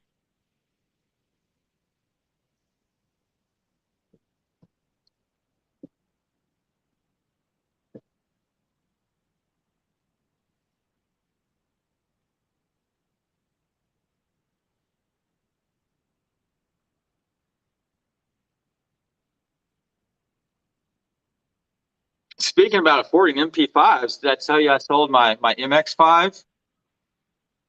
What's that? That's a Miata. I sold my Miata. Oh, okay. Yeah, I didn't want to, but I keep looking at it, and I don't know when I'm going to have a few $1,000s to drop into it, and that few thousand could probably turn into several thousand. And a guy offered me what I would, accept for it without feeling insulted. So I was like, okay. So Fair enough. yeah, I'll probably regret it, but sometimes you just got to make, realistic decisions, right? Absolutely.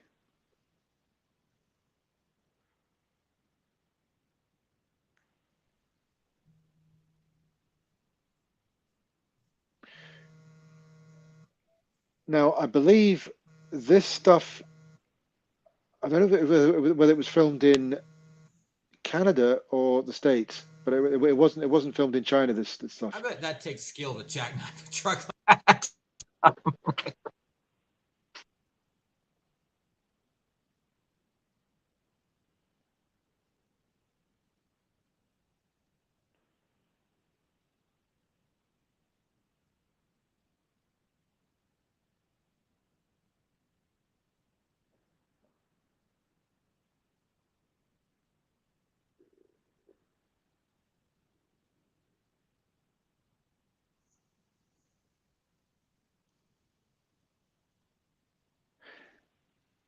See, this coming little chase bit would have benefited from somebody holding onto the camera a bit more firmly. Yeah, it is kind of jiggly, isn't it? Yeah. I just feel sorry for the people that have spent all this time doing the stunt work and putting the physical stuff together to do all these stunts and action beats, and then somebody films it with a camera made of rubber.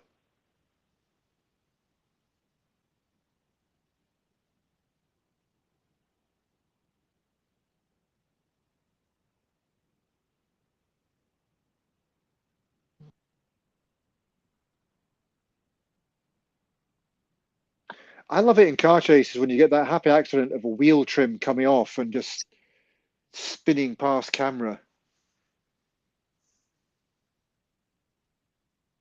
Or a hubcap, sorry, not wheel trim.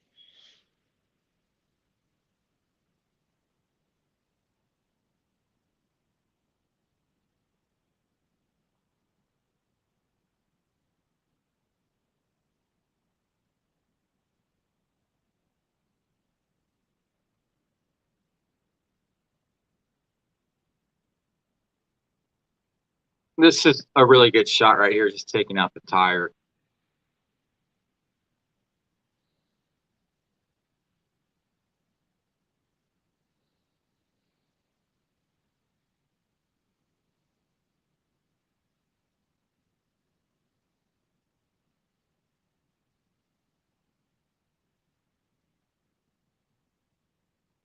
It's pretty relentless, this film, in the pacing.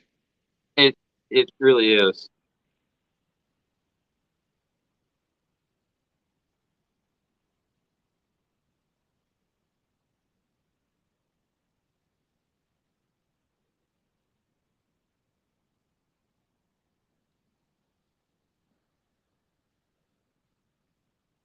See, this guy travels. Is he already in China at the moment, or does he travel from America to China in like That 30 minutes or looks something? that looks like America to me.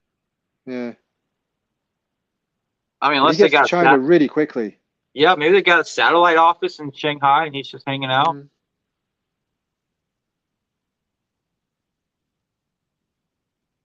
Oh no, he's still in America. But then Lawrence Fishburne would have to be hanging out as well. So Yeah.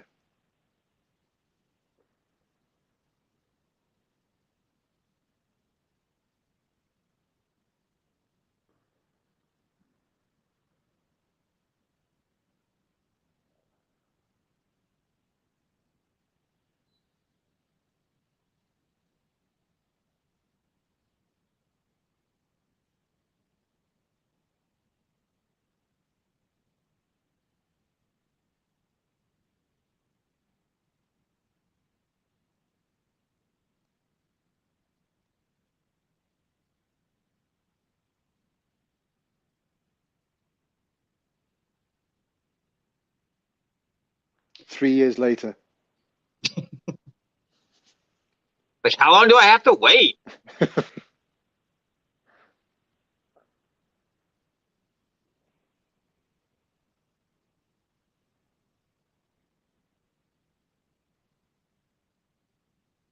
They are ridiculous cars, aren't they?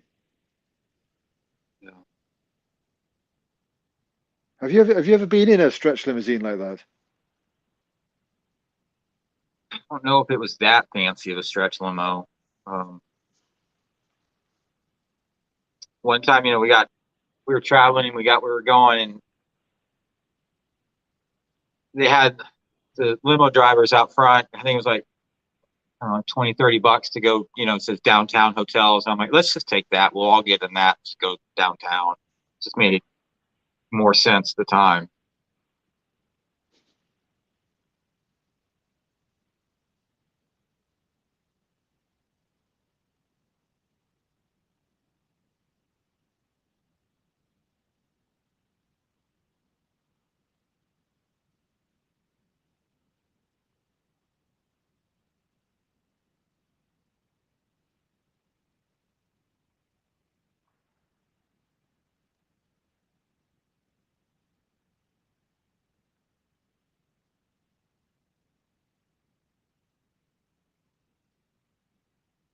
And we're back to the start of the movie.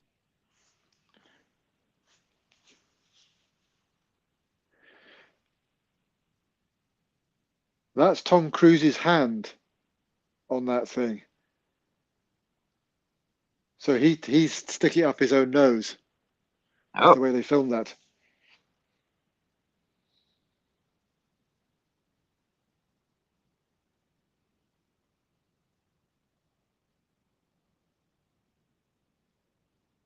I'm getting a sense of deja vu here.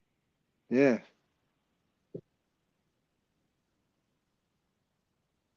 I wonder if there were dumb people that got to the stage saying, "Oh, this is where we came in," and just leave now.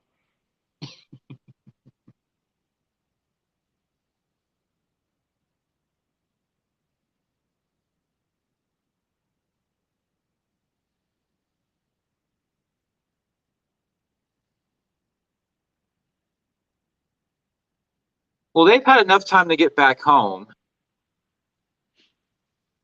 So that would mean the other guy would definitely have enough time to go there. Yeah. So maybe quite a bit of time has passed. So we don't know how long Ethan was unconscious for after taking that. At least 12 hours. Yeah.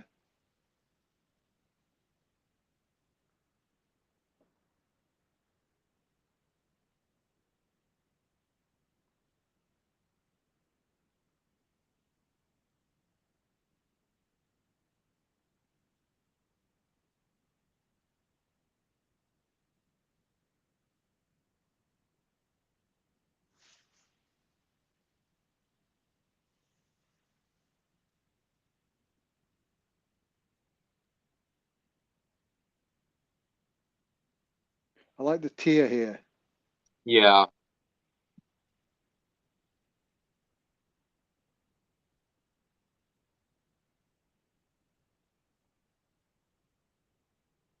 And silly me, I thought they actually did it, but I'm like, well this Yeah. isn't Mission Impossible film.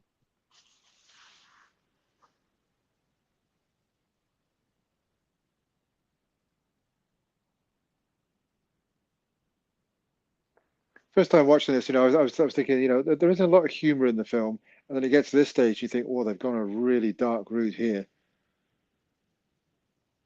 And he did kill a girl. I mean, let's be honest about that. He did kill someone. Yeah.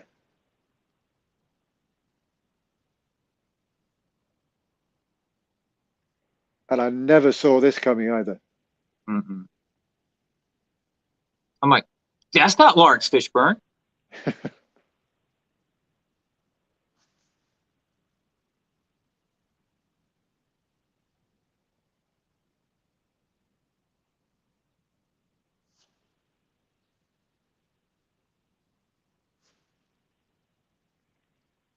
The rabbit's foot does crop up in one of the later films.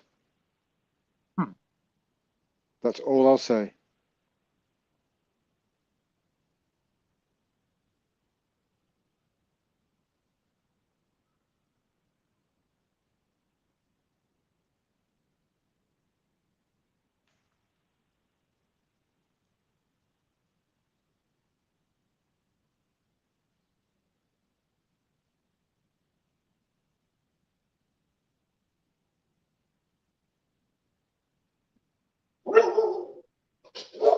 Olive.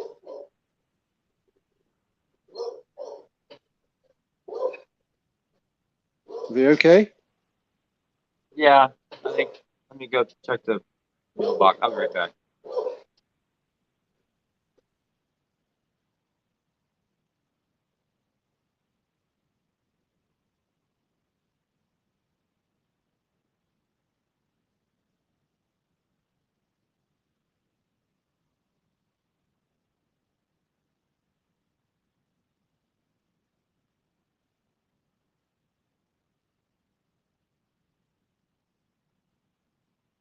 I think this film turned around the Mission Impossible franchise for the better.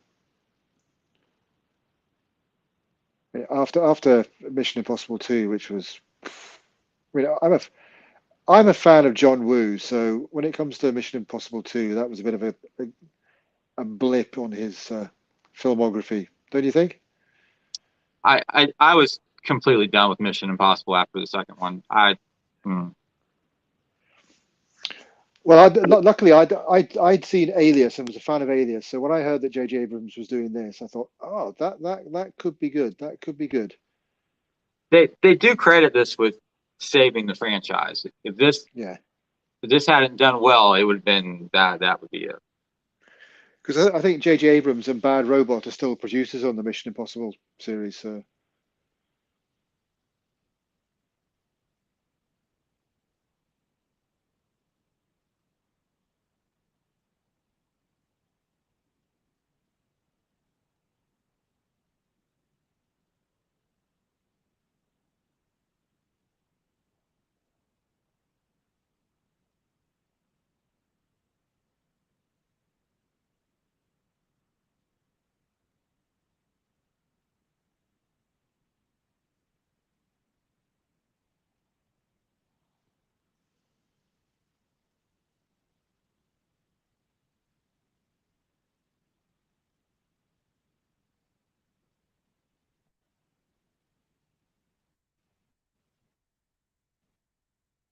Oh, hey, Richard, how are you?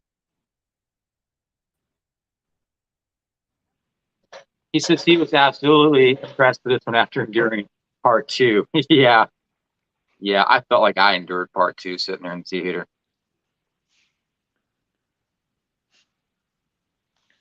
I like the way Richard's put that after enduring part two.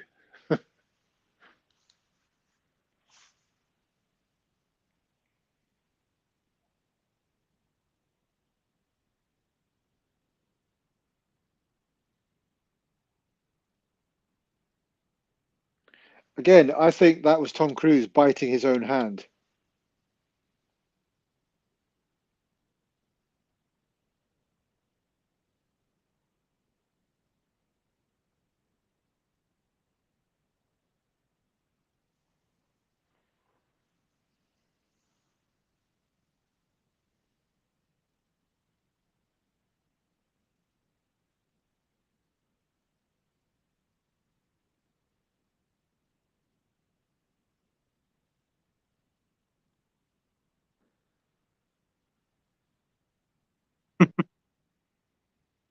Have you ever been on Interpol's most wanted list?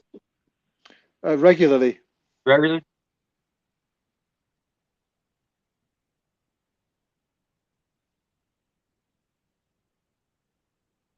Richard thought Part 2 had so much promise being a John Woo movie. I just don't get John Woo. I quite like John Woo. It's very operatic, very over the top, overly dramatic. There's a certain hyper real tone to his films, but when he's left to do what he does best, that's fine. But when you're given restrictions and saying this is what we want, you end up with Mission Impossible 2. Have you seen Face Off? No. Just a ridiculous film, but love it. I It love looked it. ridiculous judging by the trailer.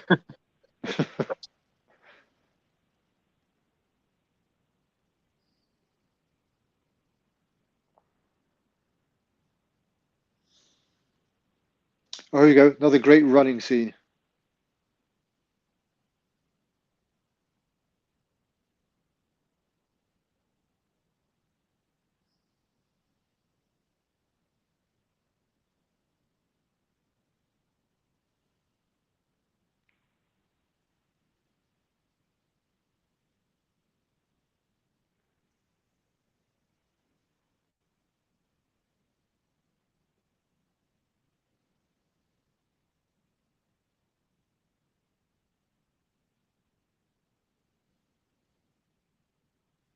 I don't think I could run that fast. No.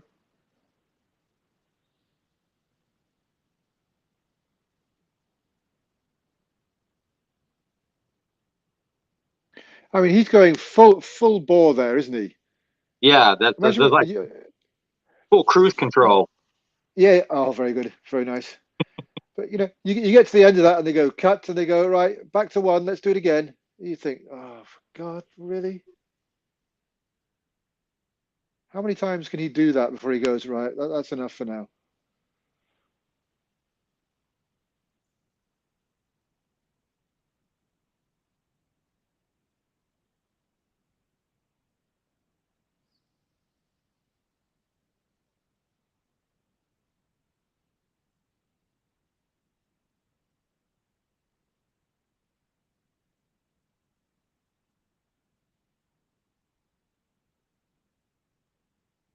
They've got good real-time GPS stuff going on there. Yeah. So Richard says I should watch Face Off.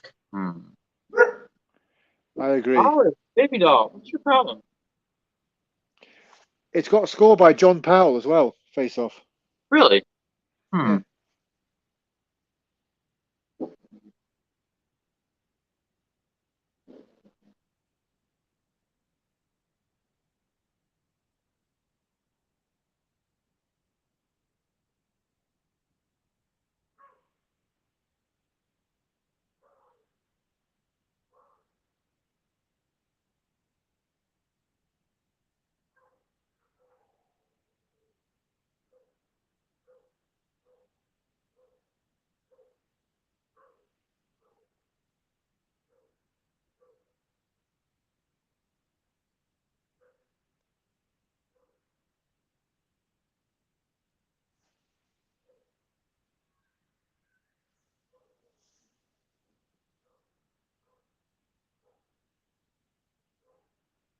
There's no kind of big twist or reveal or kind of kind of dramatic end. It's just a fisticuff end, isn't it? Just a punch up. And a car bumper. Oh, that too, yeah.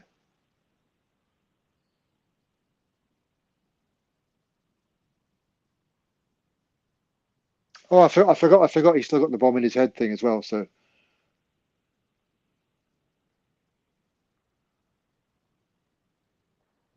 Okay, now why not just shoot the guy right then and there? well, the guy that he had hold of. Yeah. Yeah. Maybe he's just trying not to kill people. But having said that, you would be just killing people at this stage, wouldn't you? Yeah. I would have like double tapped him in the head.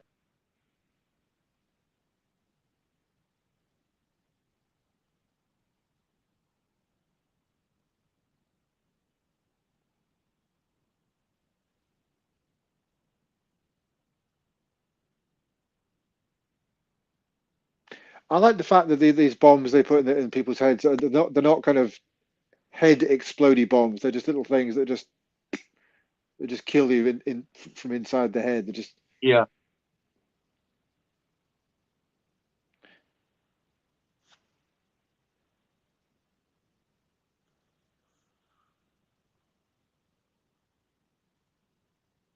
I think that's probably why you needed the kind of graphic detail of the girl kind of and her eyes going different ways when she died earlier on, just to give it a bit of impact, so that when he starts building up for his thing, you kind of feel the tension a bit more.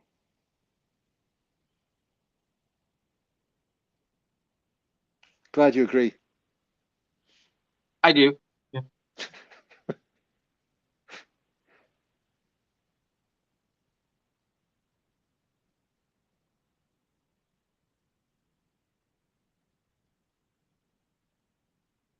Is this Philip Seymour Hoffman's like only action adventure role?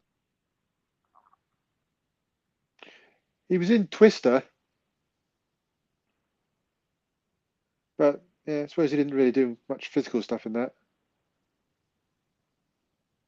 But this is the only time I've seen him, punch someone, I think, or have a fight with someone.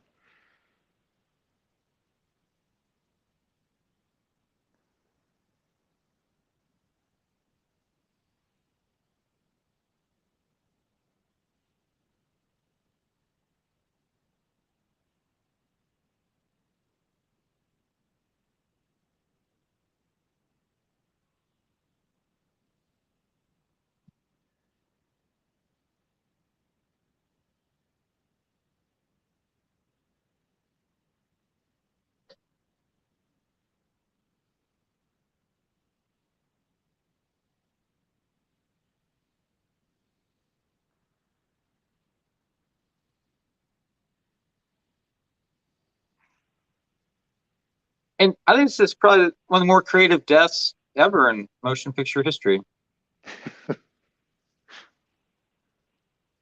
Very similar to Dennis Hopper's death in Speed. Please tell me you've seen Speed and I haven't just ruined it for you. Sure. I You saw haven't the seen it, trailer. have you? No. Oh, you don't have. Oh, thank God.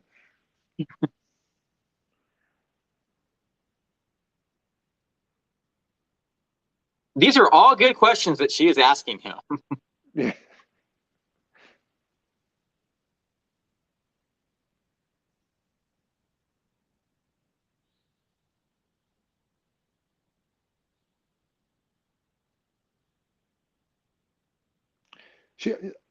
She's been through hell and she's still trusting him.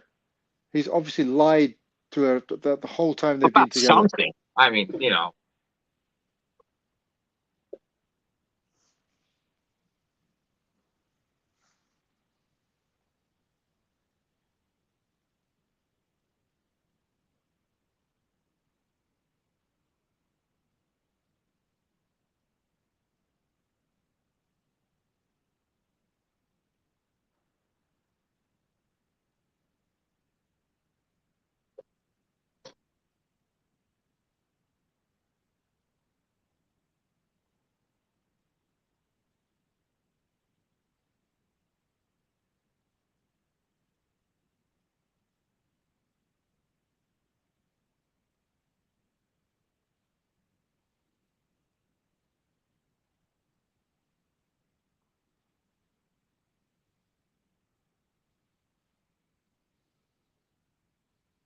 point, shoot, and pull the trigger.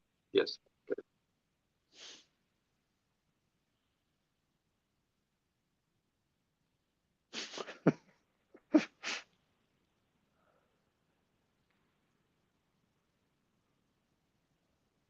And if I was in his situation, I would trust you to do the same to me. Yeah.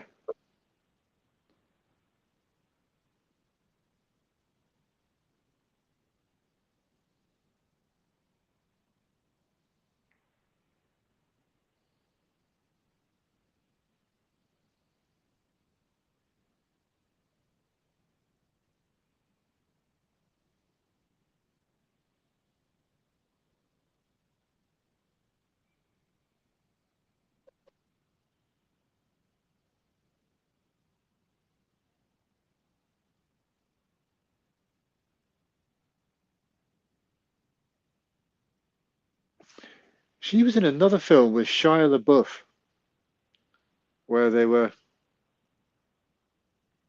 being told to do things by a computer. Saw? No.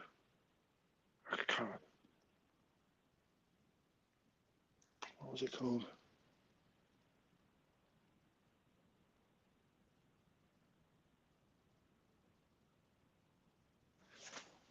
Can't remember.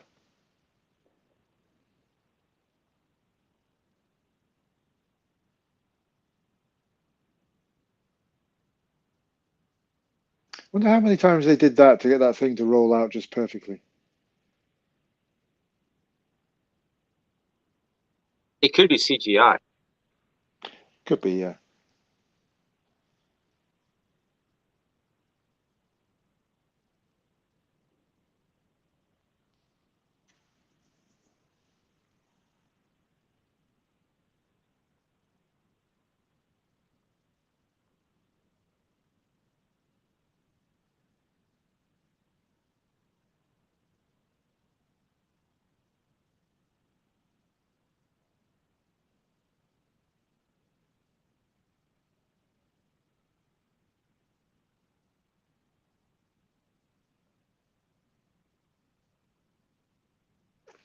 The best resuscitation scene in any film I've ever seen is The Abyss. Yes. That just breaks your heart. It does. I heard James Cameron kept wanting to refilm it and refilm it and refilm it and refilm it and refilm it some more. And Mary Elizabeth Mastrantonio just had enough, and she's like, "Find someone else to do it," and she walked off. Well, I think they did I don't know how many times they did it, but there was one time where the camera ran out of film, and it was obviously draining for her. And they showed that footage on. Remember when it first came out on video? There was a documentary that came on a separate videotape with it, I think called Asher or something like that. But they showed that footage of it running out, but the picture stopped, but the sound was still going, and you could hear her just go, "That's it, that's it, that's it," and kind of stop. Can you imagine how pissed James Cameron was that day? Oh, man.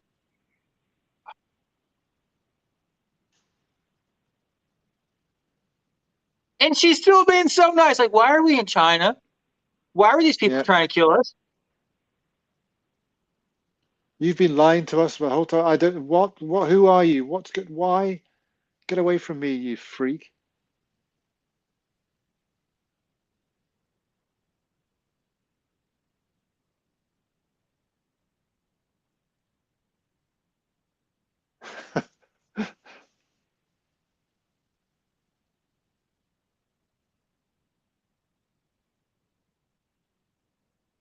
She's an idiot.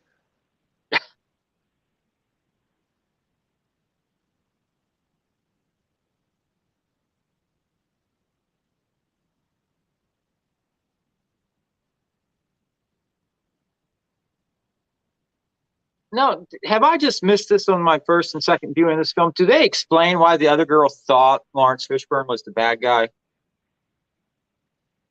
Because Billy Crudup had been using Brassel's phone to contact Davian. Is that explained at some point? I just missed it. I don't think it gets explained, but it's obvious when it's revealed that Billy Crudup is the bad guy. Yeah. it's obvious that he's been using his communications to contact Davian. Well, that's my read on it anyway. Does that make sense? Or I mean, the only thing that could that be would. a plausible?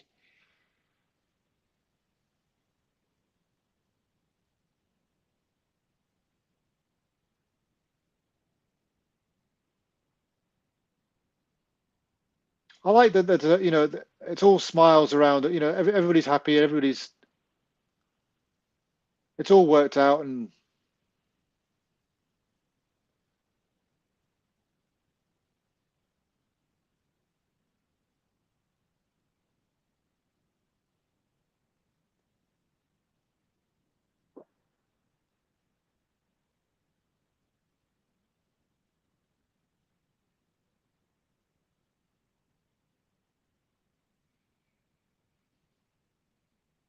Until the next film, right? And then yeah, then everything just goes to shit again. Now, the next film was directed by Brad Bird of Pixar and Disney fame. He directed the two Incredibles film. He's more an animator, I think, than a live action filmmaker. But I think the next one was his first live action film. And it's very good as well.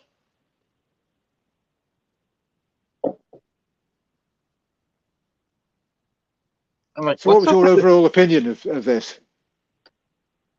I think it's a fine movie. Is it like my top, 20 ever? No. But I don't hate watching it. I don't despise you for suggesting this. Oh, well, that's nice that you don't despise me. That you have less respect for me now. I'm really I into don't have that. less respect for you either. It's an okay film. I would watch just the third one, right? I would watch the fourth one. Fourth one's good. I think the fifth one's better. And I think possibly the sixth one is better still. So you've got all that good stuff to look forward to. And the one coming out next year is the seventh one? Yes. And then there'll be the eighth one after that. The eighth one the following year. Why don't we just make it an even 12? Yeah. I mean, I'm sure Tom Cruise will be up to the task.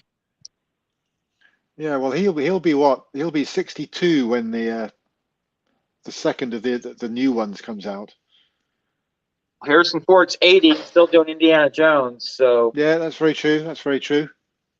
It's going to be interesting to see what the new Indiana Jones is like. I really hope it's good. And music-wise, I think John Williams has been on a roll for the past 7 years, ever since Force Awakens. Yeah. I think the music will be fine. I'm not so concerned about that. They've recorded the music now, haven't they? Or is it going to be recorded over quite a long period? Because I know they started recording. Excuse me, they started recording a few weeks ago. So I don't know whether they're going to do it in kind of blocks or whether, because usually when they record a score, they do it over a kind of weeks period. They've booked the orchestra and then do it. So I don't know whether that's what they're doing for this one, or it seems to me these days that they'll record something, then sometimes they'll do editing on the film, which means they'll have to go back and re-record or rescore sections of the film and go back. I don't know whether that's factored in. Well, they got enough time. It doesn't come out till June, so there shouldn't be any excuses for any hiccups in the film. No. Frank Marshall said that they want to get it right, so I'm like, well, that's good. I appreciate that sentiment. So get it right, please. And it's not as if it's been rushed through production. They've had plenty of time. More than enough time. Both in the preparation of it, the filming of it, and post-production. No excuses, people. Get it right. Yeah. Speaking of Indiana Jones, look what I found in a drawer.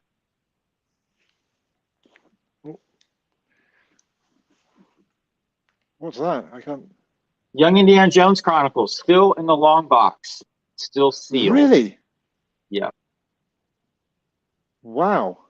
This was volume 2? Yeah, volume 2. Young Indiana Jones Chronicles. Remember when they came in these long boxes?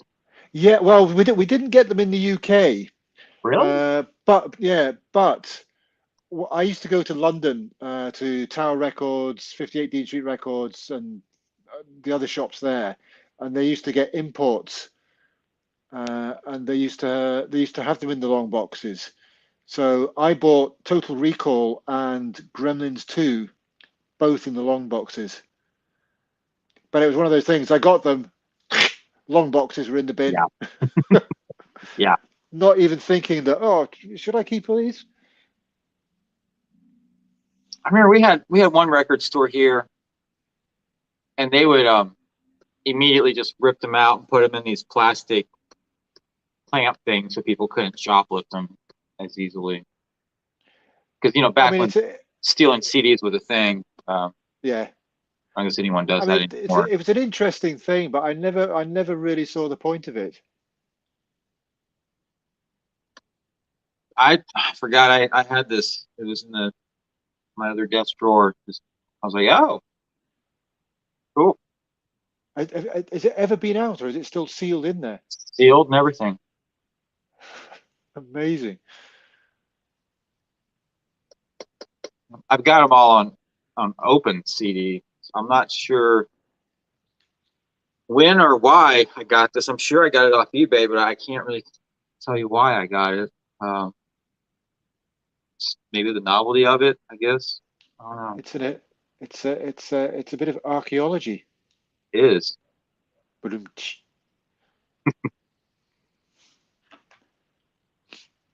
Yeah.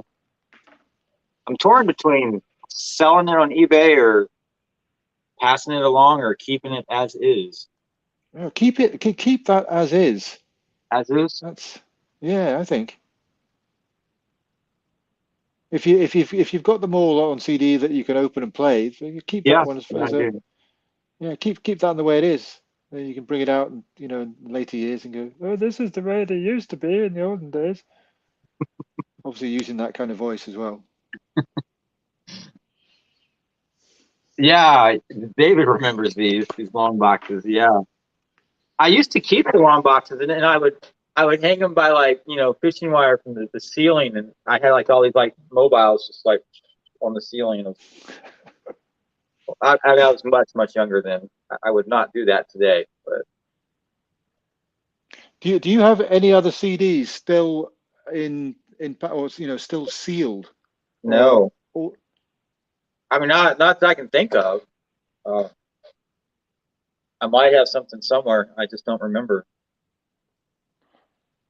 I think I have a couple of CDs from a few years ago where, for some bizarre reason, I've bought the CD, and I've also downloaded it from iTunes. The exact same thing.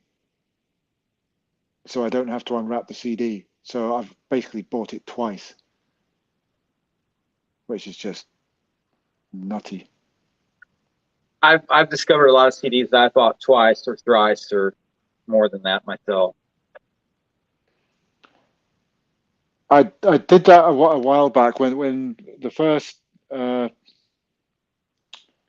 The Force Awakens came out. There were various different versions of the sound, not different program, but there was the cardboard one. I don't know what they call those cardboard ones, but there was the dual case ones, and so I thought, I need both of those. And then my sister bought me one, so I then had 3 copies of it. It was the same when the Blu-ray came out. There was a light side and a dark side one. I thought, oh yeah, I need both of those because they're going to be very different, but pointless. But having said that, I did get the expanded edition of Interstellar, which is still in its wrapper. that was a sorry ass excuse for an expanded edition. Unless you got something different in the UK than what we got here.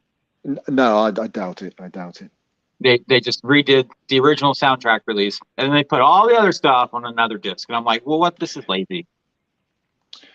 They did that with when they expanded the James Bond scores, I think, in the early 2000s, about 2003, 2004.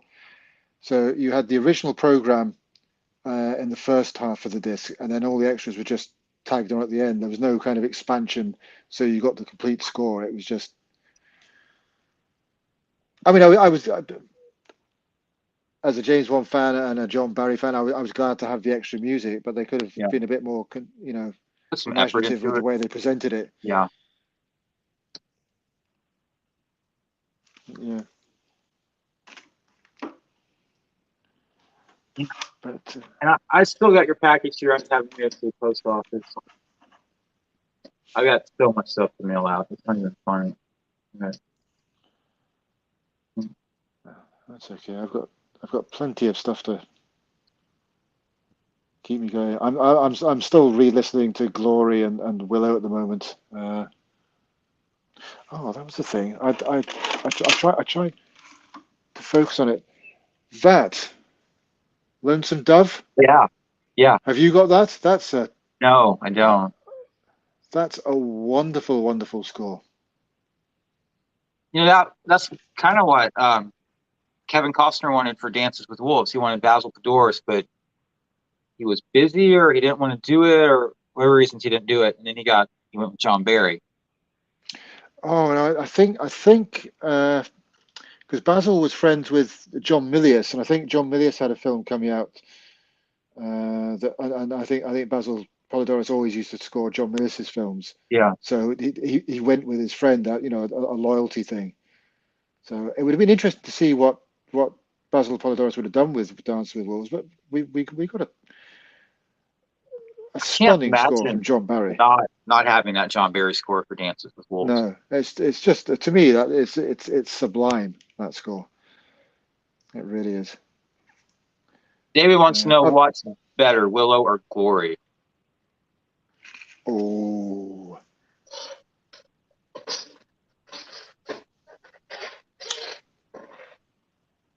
Do you know what? I didn't have to think about it. I'm gonna have to say Glory.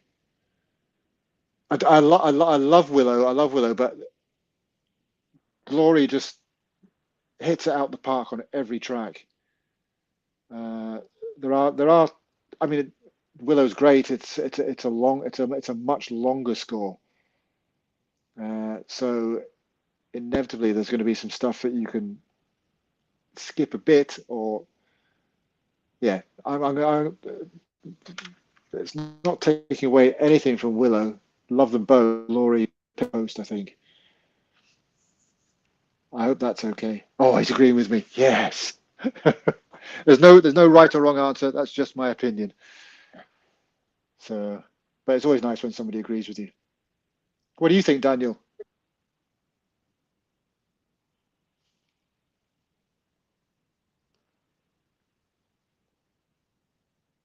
Oh.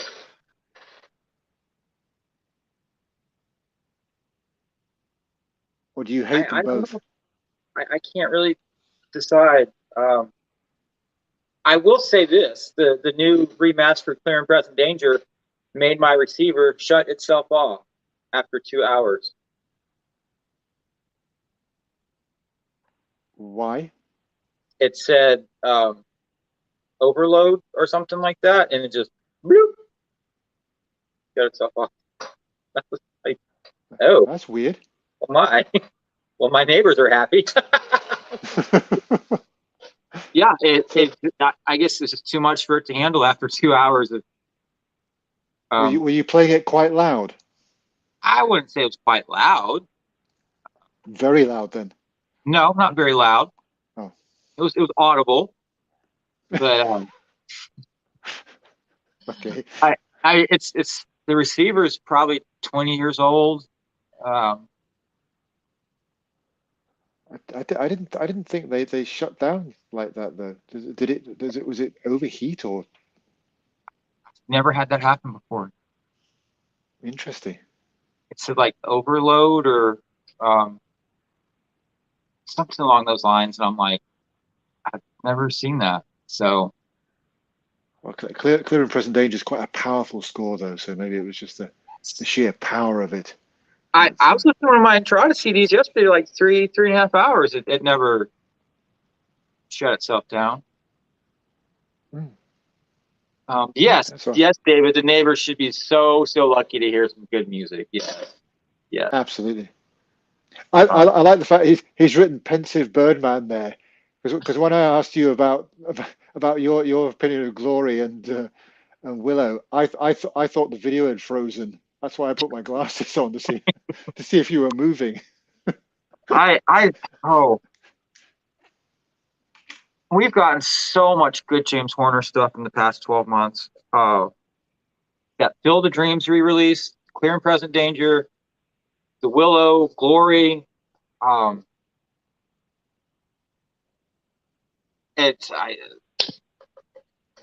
What could come out next?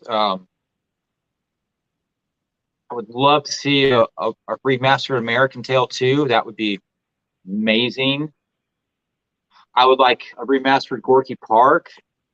Do you know what? I've never heard Gorky Park, and I've never seen the film. It came out, I think, early to mid '80s. It's got William Hurt. He plays a Russian cop, and of course, a prostitute's murdered in the park, and there's an investigation, and it leads to people in government. Blah blah blah blah blah blah blah blah blah. But James Horner's score very much like you've heard Commando or 48 Hours. It's pretty much the same concept.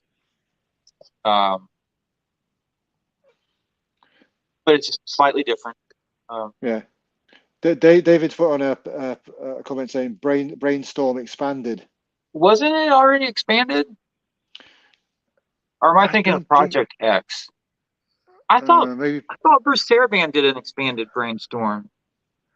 I'm not sure. I didn't realize until Erik mentioned it that the actual LP release or the soundtrack release was a re-recording done with the London Symphony Orchestra. The original film score was actually recorded in America. So it would be interesting to do a kind of the same that they did with the Fury, have the original recording of it and the LSO version of it. But I mean, it's decades since I've seen that film as well.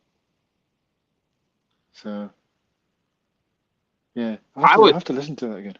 I would love a remastered Master and Commander. Although this is one of the best sounding CDs I have. Isn't that a hodgepodge of all sorts of different stuff though? It kind of is. Yeah. There is score material, isn't there? There is. Iva Davies, Christopher Gordon, and Richard Ognetti. I probably mispronounced that. But it's kind of interspersed with classical pieces as well, isn't it? And yeah, I love this album. When I guess 2 years ago when I finally set up the sound system in the garage / dining room, this was the first thing I put in, and I was just like, oh my God, I'm in heaven. Love this CD. Have you seen the film? Yes. It's a great film as well, isn't it? Oh, why didn't we get more?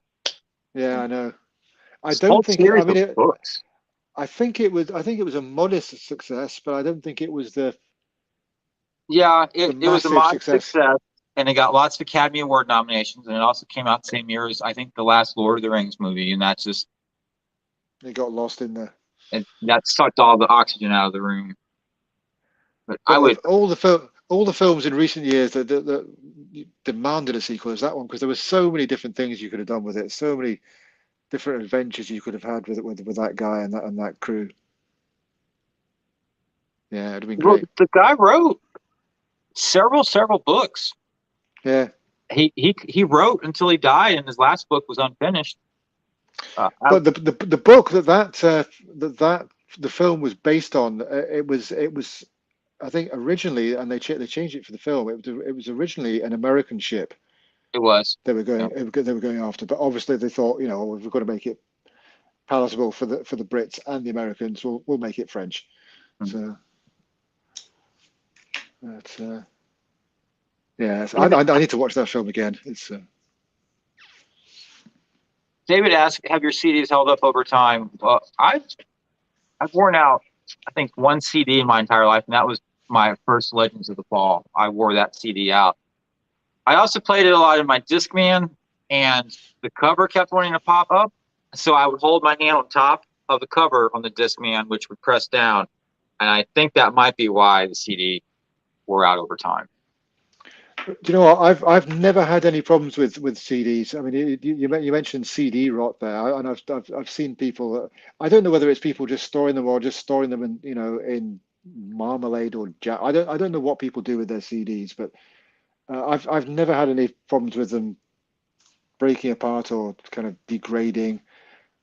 Having said that, my oldest CD was my first ever CD, which was the Entrada Rambo 3 CD. I bought in 1989, and that still plays fine. It still looks fine. So yeah, I've had no problems at all. What is your oldest CD? Last Crusade. So same time period. For me, I bought it in '89. I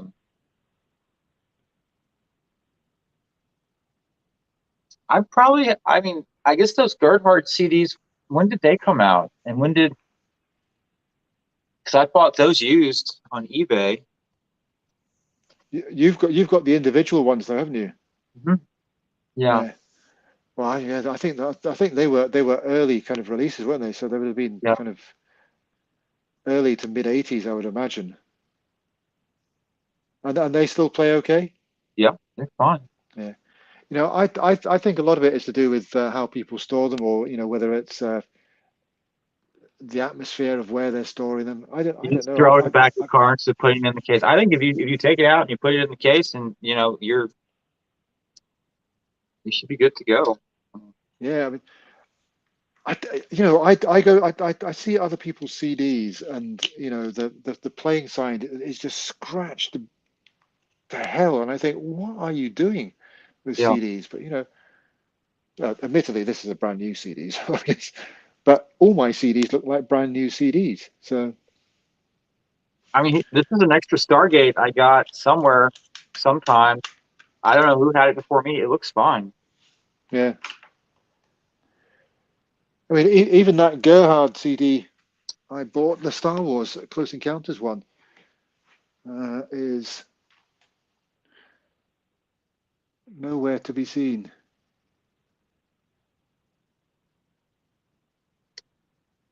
Where is it? You think Erik will be back next week? I would think so, yeah. Why, you getting sick and tired of just me? No, I'm not tired of you at all. I was gonna say, if Erik's not back, we could do Master and Commander.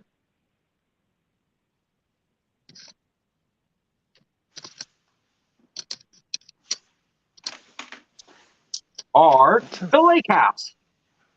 Or the what? The Lake House. Yeah, let me see if I can find Master and Commander. Lake House, is that the one with Sandra Bullock? That's right. Oh, Sandy. Yeah.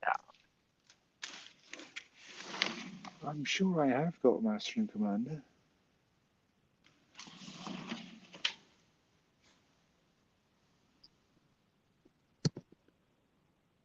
Oh, there it is. Yeah, we could do Master and Commander if Erik's not back. Yeah, I've got the 4-hour version. Have you got that one? There's a 4-hour version of Master and Commander? No. I'm just joshing. I mean, I would be okay with that in theory. No, if Erik's not back, I'm up for Master and Commander. Okay.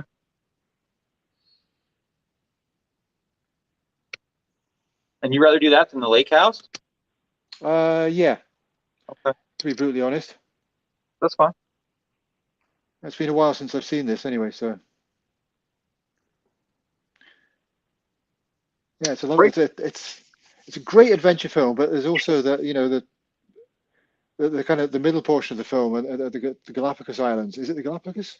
Yeah. Yeah, it's just stunning stuff. Stunning stuff.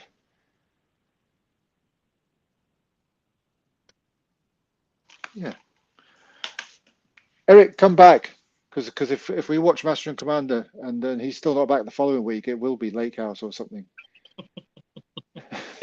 It won't be the lake house. Maybe Lost in Space. Ooh, Lost in Space. Are we talking about the TV series or the film? I was thinking the movie. All right. Phew.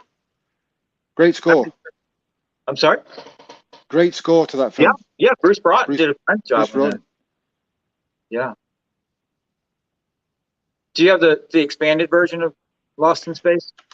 I do, yeah. Yeah. I got the original soundtrack album, which had the songs on it and the kind of half an hour of score or whatever it was when the film first came out, and then Entrada bought out a kind of slightly expanded one, and then they did their 2-disc one. So I've got all 3 of them. So yeah, I love that score. So yeah. Yeah. Anyway, I need to go to the little boy's room quite badly now. That's fine. Everyone, thank you for tuning in. Adopt, don't shop. Keep listening to great film music. And we'll be back either next week with Master and Commander, or the rogue agent known as Erik Woods shall return. We shall see. You got anything coming up this week, real quick? Yeah, I'm doing some stuff, but I said at the end of my last 2 videos, I'm not sure what, because I said plan. There ain't no plan, but there'll be some more stuff coming this weekend. Cool. And I'll be back Wednesday with Rambo First Blood Part 2. All right, we'll see all y'all later. Bye-bye.